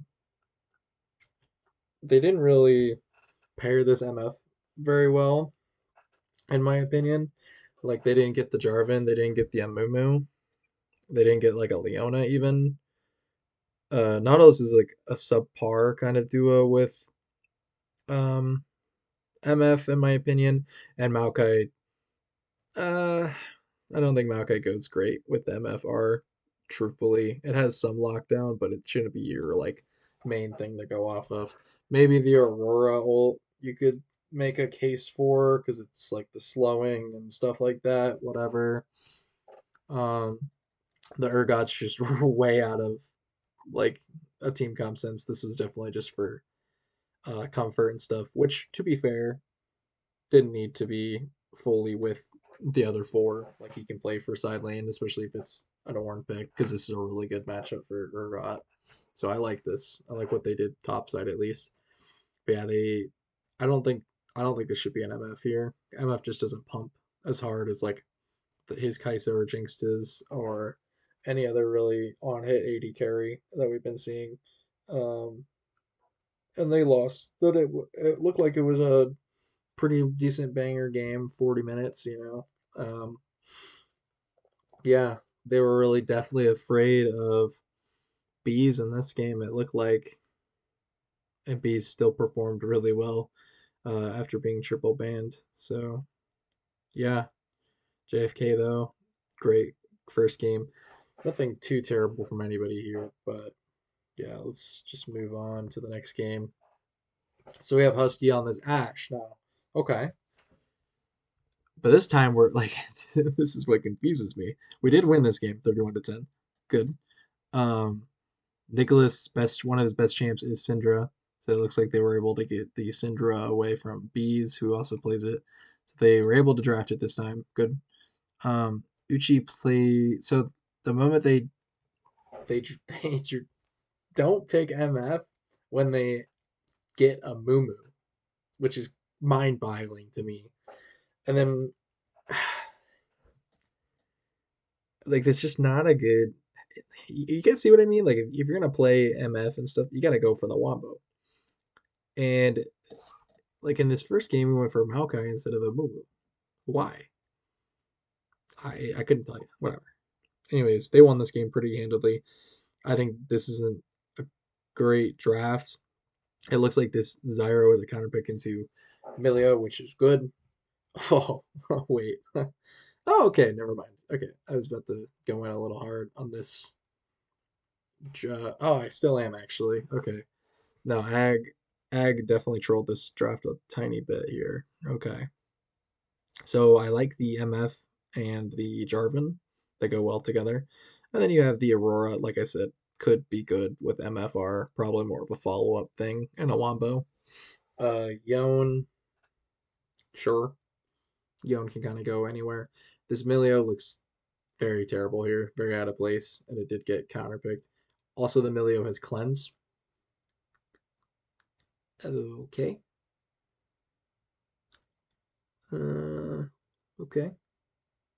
Cleanse for like he's gonna cleanse himself and then cleanse the team, I guess. Okay. Oh well, I'll just leave it up to them. Whatever. Um, but yeah, looks like they just kind of got destroyed in a lot of these lanes. Tried to get a little too fancy with it after the first game. Like they drafted really well this first game. Everything kind of made more sense. And then not a ton of it made sense with the support pick. I think at the end of the day. Like I said, if you are drafting MF, you kind of have to commit to the Wombo here, and the Milio MF pairing is pretty terrible. Pretty freaking terrible. It looks like they have. I would think MF is actually like if you put Ash on this team and then MF on the other team, infinitely better for both teams. Fun fact, like they both needed each other's ADCs. So yeah, I don't know. Well played here by rivals though. They get it back 1-1. I think this is a little bit of a troll on Agra Parambe, and oh boy, I they got shellacked in the final game, 26 minutes, and it just was not going right anywhere. Wow. 23-1. Roughest game we've probably seen in week one here. Um, yeah, Husky got his MF again. He paired up with Braum this time. Not the worst pairing because when you are, at least if you pair MF with Braum, you're not letting the enemy team have Braum themselves, which Cox MF are, as we all know. So at least pairing them together also is decent setup with the Bramar, whatever. Not bad here. Much better. You also have some more setup and stuff with the Aurora yet again, or like follow up, and another engage tool with the Sejuani. And then yeah, top lane can kind of do whatever they want. Looks like they, just played to scale. You have a Nasus lane into the Renekton. Looks like the Renekton didn't get punished well enough in lane. The Nasus scaled. The Nasus hard carried, or not hard carried, but ran through top lane a bunch, and it was just kind of unstoppable. Uh, it's a pretty janky-ish draft from. Hmm, it's okay. Okay, it's okay draft. Uh, because yeah, I don't want to say like I don't think Azir Aurora is that bad of a matchup. Mumu Sejuani not terrible. I think Caitlyn's pretty good into MF. Morgana into Braum is whatever. Yeah, it's like there's nothing really like wrong. They just all just lost. Look really hard. It looks like they just had a bad game all around, which was ended up being the difference. And they had two back-to-back games like that after they had a really strong opening. So congrats to rivals for coming back in this one and securing this three-game series win. Really impressive. So yeah, it's really nice.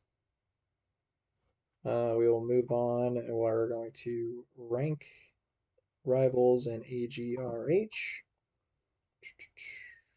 So where do we have them on the ones before? We had rivals in the playoff bubble slot, and we had what's the others? Agra Parambe in the good section. Okay. Agra Parambe has every tool possible to be up in the contender at least tier. Bees and Hemo are amazing. Briar plays utility, and then their bot can also, you know, step up when needed at times and plays some utility. They're not a bad team, but if you're gonna like draft and stuff like this, I realize it's gold and stuff like that. It's not gonna be perfect drafts, and sometimes you're just gonna get blown out in these games and stuff like that as well. But like this is very disheartening to kind of see because you did have some winning lanes here, really. So this was just bad. I might just put them more. I think I'm gonna put them up right here. That's what I'm gonna do. I think they're a playoff bubble team for me. Mostly because they play in the East, so like they have a good shot at pretty much making it in, even if like they have like a subpar season, or like we're like either the same as they had last year or worse. they could probably still be like a 6 or 7 seed here and make the playoffs and get bounced by a West. But like their only win con to like make it deeper than they did last season is getting into this top four spot and playing one of the lower end West teams that are going to be in the playoffs. So, which would be kind of like an even matchup, but I don't think they can handle the top teams in the league. But they can they can definitely they definitely could if they clean up some stuff. But at their current form right now and how they're drafting and stuff like that, not great. Uh, only one of the games I'd say there was a significant draft blunder, but yeah. Anyways, I digress. They have some work to do, as do most teams, if not all. So yeah, Ag, we'll go there, and I'm gonna put Rivals up in the good category. Like I said, they also need a little bit of draft help. Oh, you know what? I'm gonna just do this. I'm gonna put them in playoff bubble as well. Um, Still an upgrade from where they were. Obviously, they're at like I think they're at the top of this playoff bubble spot, and maybe I'm not giving them enough respect that they deserve. But they are playing in the West, so like I said, their matchups are going to get much harder moving forward. Let's go check both teams out for week 2. Rivals will play Colorado Kid Killers, so some familiarity here from players and stuff that were former DP Hellfire and Rivals. Rivals did lose to that DP Hellfire team in kind of a strange fashion back last season. So we'll see how that one goes. That will probably be another 3 game series. I would be willing to bet. And then Agra Parambe goes against Azalea, which is really tough because they're supposed to be pretty decent here. But this is also a chance for them to um, prove some stuff to the league. That like, hey, we're like we had a rough week 1. It was just it's a fluke game, maybe, you know. So we'll see how this goes. It's not looking good for Ag to be um, come out of this uh, being 1-1, but their season might more start in the week 3 section against another team. But dropping point Knights also could be really tough for them. White Lotus Black Rose here might be their first win. Just some tough teams that are here, but I think they needed the Rivals win the most, especially if they wanted to make a more of a stand for playoffs and get up in there. But yeah, I will put this right here like this. Getting to about the 2 hour mark. Perfect. We're gonna go to our last matchup, and it was a week 2 game that was played tonight as well, a little bit early and stuff. So we're gonna see how these went. So obviously 42-minute banger here in this first one, JRGC versus JRCC. So a little in-house rivalry here from the Jolly Rogers. Jolly Rogers Ghost Crew ended up taking it 2-0, more convincingly so in the second of the games. The first game, absolute cinema banger, though, 41-minute game. Very hard fought both ways. Let's kind of dive into this one a little bit. Um, let's see if I have these drafts still. Let's see if I can show you guys some stuff here. Oh no, my thing is in the way. Let me just try to. I'll just visualize it. Oh, okay. Anyways, so a little pregame scouting. Obviously, when we saw JRCC earlier, we noticed a lot of wombo combo type of tendency from them. We took the MMO and the MF away from them, so they had to make some sort of new combination workout. We also went with the Oriana because Buck B, like we said, um, it was like something that they could pair it up pretty nicely in most cases, ball delivery wise. We wanted them to get off Wapo pretty much.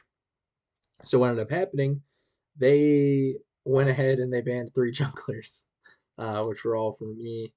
So they banned the Viego, they banned the Jarvan, they banned the Diana. They were blue side, so they ended up just taking my Lilia.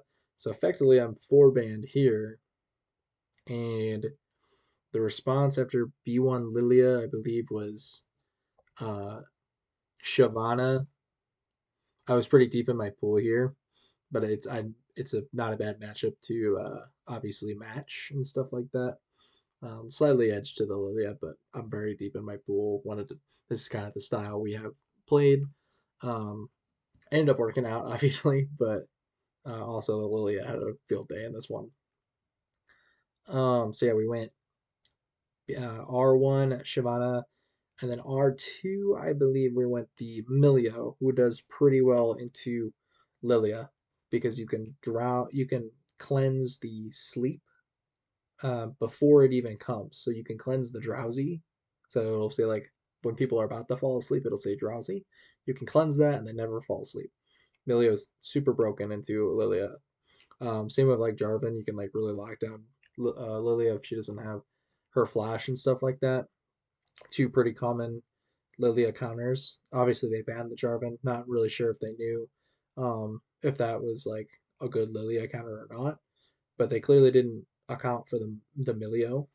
So we pull that out, and then R2 or B1 or B2 and B3 they respond with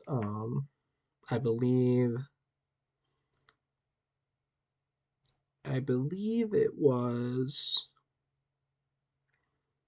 Caitlyn and Ari. Yeah, Caitlyn and Ari was B2 and B3. And then R3, we went with Nas Ghost's signature Renekton. That's a nice blind pick. And then we defended his blind pick with a couple of nice bans for that. They ended up taking out Jinx and Vigar for our mid laner and ADC. Fine bans all around. Nothing out of the ordinary or that I thought was bad. Um, then we open up R4 with the Ash because they obviously the Caitlyn's still on the table, so we're locked in the Ash and play a little bit more utility. Also, another decent champion to play into these high mobility type of champions like the Camille. Really takes down the speed. The Lilia, if caught by Ash, can be very devastating. The slows, because obviously when you're playing Lilia, you bouncing everywhere, you're running around fast, being the deer lady. Um, but yeah, it would also help have a little bit more lockdown for these champions as well with the Ash arrow and the slows. So we went that R4. Their B4, B5 was the Camille and the Tom Kench, and then we ended up settling on Lissandra in the mid lane. We thought this would be a slightly better lane matchup, but Buckby made it not really seem like it was a great matchup for Lissandra. But I think it's an Ari versus Lissandra like mastery wise. Grayson not the most veteran or not the most masteried up on the Lissandra pick. While Buckby's got about 400k on the Ari, so probably more of a mastery buff there. But yeah, this game started off not great for us. Not much was going on top lane in this game. Nas was putting the Camille down. Obviously, the Camille kind of counterpicked it themselves in this first game, and like that's okay. This is Fusion's one of Fusion's better champs and stuff like that. I don't agree with it. I don't think you should try to ego it, and I think this is a good example of why not to. And it wasn't really being involved too much in the rest of the map for most of the game, or like the early game to mid game. So yeah, that was my 2 cents on it. Um, our bot lane did pretty well against um, Caitlyn and Tom Kench, really actually surprisingly. I thought this would be a rough kind of matchup for them, but it ended up actually being really good. And we ended up getting Tom Kench caught out a few times in the river and stuff, and worked out really well. We got a lot, very pretty fed on the Shyvana especially, and then the obviously Lilia was also getting fed a lot. There was a lot of early game tradings of kills, and this was a pretty high death or kill game, 40 to 33 in a 41-minute game. Ended up getting just more objectives and stuff like that with the Shyvana, trading out a little bit better, got online, less Crayson. We got, I think I remember a fight where we lost all 5 people, but we got the dragon and Crayson got a triple kill, and then Lysandra started being a big threat. And then we started locking down the Camille. We started locking down the Ari. We started locking down the Lilia with that signature Lysandra R. So, and they did a great job of just letting me play my game, power farm the shit out of everything, get objectives. And everyone showed up. Excellent game. This is kind of how I liked. Like if you're gonna draft utility for like if you're gonna go all in, like this would be a kind of a shout out to I think it was Bra with their jungler. This is kind of how I but I think you guys should try something you should try with your jungle. This gives them more tools. Um, Nothing being played here is extremely hard, you know. Just some thoughts here, and your damage profile is a little bit more while being utility and safe. Like Renekton, Great Blind, Lysandra can get punished by some range, but still will be useful for majority of the game. And then Ashe and Milio, always good things to have in your back pocket, um, especially when you have some uh, something like a Lilia being prioritied by your opponent. But yeah, we were able to take this one down in 40 minutes. Well fought game. So yeah, JRGC wins game 1, and then we end up winning game 2 here, and a much more decisive factor. Um, the We'll go through the draft again a little bit. So bans, we take out the Amumu, we take out the MF. We felt like they went blue side again, so we had to take out the Lilia because it was pretty effective. I didn't love it. I think we should have just kept it because then we could have just ran it back with Milio. I kind of team didn't love that idea, but I digress. Um, so we just took it out. Whatever. They ended up taking Shyvana, Diana, and Jarvan out this time around. I get to lock in the Viego because they let it up to do Shyvana because it was obviously a headache for them in the first game. So yeah, we ended up doing pretty good on the Viego, anyways. Along with the whole team, everyone kind of we all just kind of one lane straight up. Uh, yeah, I don't know. I'll take you through the draft again. Yeah, they like the actual picks this time. I believe they B1'd God, they B1 Sivir. They B1 Sivir. We respond with Jinx Seraphine. Great, awesome. And then no. Oh yeah, Jinx Seraphine we responded with. And then we or no, it was Jinx Viego. Yeah, Jinx Viego is what we went on for R1, R2. Their B2, B3 was Sejuani and Aurora, I believe. And then we responded with Nosgos is Renekton again on R3. This time we didn't defend Nosgos as well as we probably should have. Fusion. Now I'm kind of confused if we actually did or not. Oh, hang on. Let me figure this out. No. The freaking buttons are right over it, so I can't freaking touch it. But anyways, let's just finish this up. It's been 2 hours and 10 minutes. I believe we did definitely got Nas's signature. No, we didn't. We got Viego R3. I think we did get Jinx and the Seraphine R1 R2, and then they drafted Sejuani and Aurora B2 B3, and then we went Viego R3. And then we banned some people. They went after our mid laner. We went after their supportive mid. Then we grabbed Naz's Renekton on R4, and then they grabbed Camille again. Like I said, kind of an ego pick, especially after it didn't do great in the first game. Do you? I guess. There, there. I think there was better options in this pool, especially since it's wide open. Literally, no top laners are banned. Um, and he's only has his Renekton taken away from him.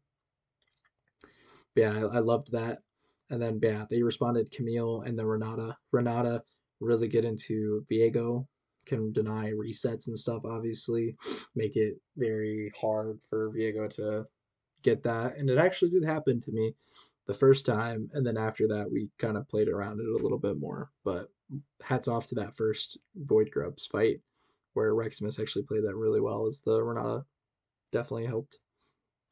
Um yeah. But yeah, we ended up taking that Oriana last or somewhere. But anyways, we just wanted to pair it up. We had a good comp. We had a reset comp, obviously. Not as much lockdown as we obviously had the first game. And the ball delivery is not as great with the Ori, but nonetheless, it did pretty good. And Viego and Renekton are decent ball delivery. Not instant, but yeah, it did well enough. Everyone kind of one lane in this kind of game. We all rotated to objectives. Like I said, we got Soul, all these towers. We didn't even give up a tower. They ended up fighting Void Grips pretty good. That was probably all their kills, mostly Aurora getting all those. Um, but yeah, we ended up just coming out on top on this one. Uh, Outscaling, had a better comp. Yeah, I did like a lot of their ideas. I didn't like the Camille pick in either of the games, but it felt extra terrible in the second game. Uh, yeah, so Fusion's got to figure that out in his game. Or Nas was just playing really well on the Renekton matchup. I think he said he really liked that matchup. Fusion did, so he took the Camille. Um, but just didn't do very well today. Uh, Nonetheless, I think this team is one of the best teams in the East. But I think they'll finish in the top three.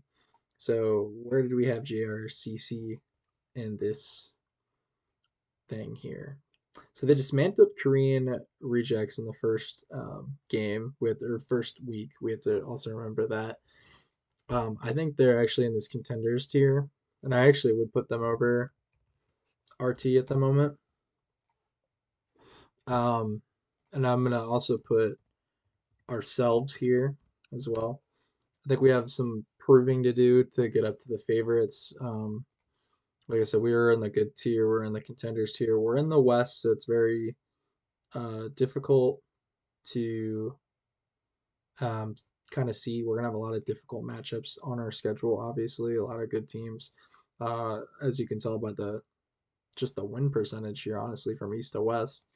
Um, but yeah, luckily JRCC in this West, so I think they actually are gonna finish in this top three. They are like they are right now. I don't see them losing many more games this season. They actually did play very well. Their drafting was pretty good. They get a tough matchup to against Rat Tactics at the beginning of the season, or like their divisional play. But after that, it's kind of there's a lot of easier opponents coming up. You have like Valkyries here in week 5. You have Wisteria right after that, and you still have like Bra and stuff later on your schedule. With and then I think they'll end up beating teams like or at least giving them a run for their money, like Knights, possibly Rat Tactics, possibly Keg Killers, possibly Gulag. But yeah, the future is bright for both JR teams. They definitely brought two quality rosters to life. Um, Very fun to be a part of as well. But yeah, that's gonna do it for me. Uh,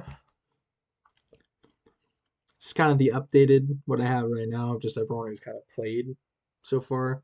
We obviously have only 1, 2, 3, 4, 5, 6, 7, 14, 15, 16. So we have 16 teams on here. Obviously, six of them haven't played. When they are going to play, I'm going to put them up, but I think I'll just guess. I'll do you guys a favor. I'm just gonna guess. I think White Lotus Azale still good here. So who we're missing? TPO. We can do them for their first go ahead. I think TPO is gonna be somewhere like right here. Okay, so then we have four more teams that need rankings. DPK still in this good tier. Uh, I think right now I feel a little bit more hot about DPK than RT. Um, let's see, Rat Tactics, Paradox Haze, probably more here from what I can tell roster wise. Uh, Coachless Tierney, I actually think they're going to be up here. I've learned a little bit more about this team, and um, I'm going to guess that they're going to be a little bit better than some of these other tiers, but I don't know how they're going to do against higher quality on paper, higher quality. Obviously, it's all subjective and opinion based. Uh,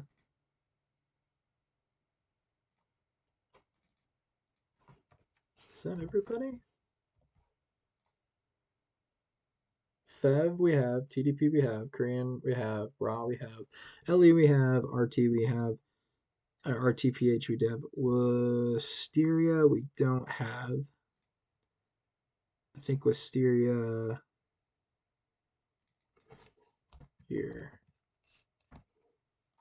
Okay.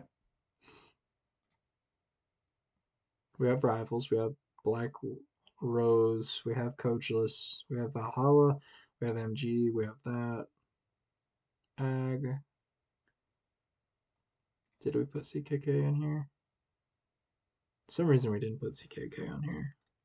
Oh, we did. Let's count again. 1, 2, 3, 4, 5, 6, 7, 8, 9, 10, 11, 12, 13, 14, 15, 16, 17, 18, 19, 20, 21, 22. Okay, we actually have everybody. Perfect. All right, yeah, this is the list, the updated week 2 list. A little bit of maybe overreactions about a few teams. Um, but this is kind of what I've seen. This is kind of where it's at. Teams need to.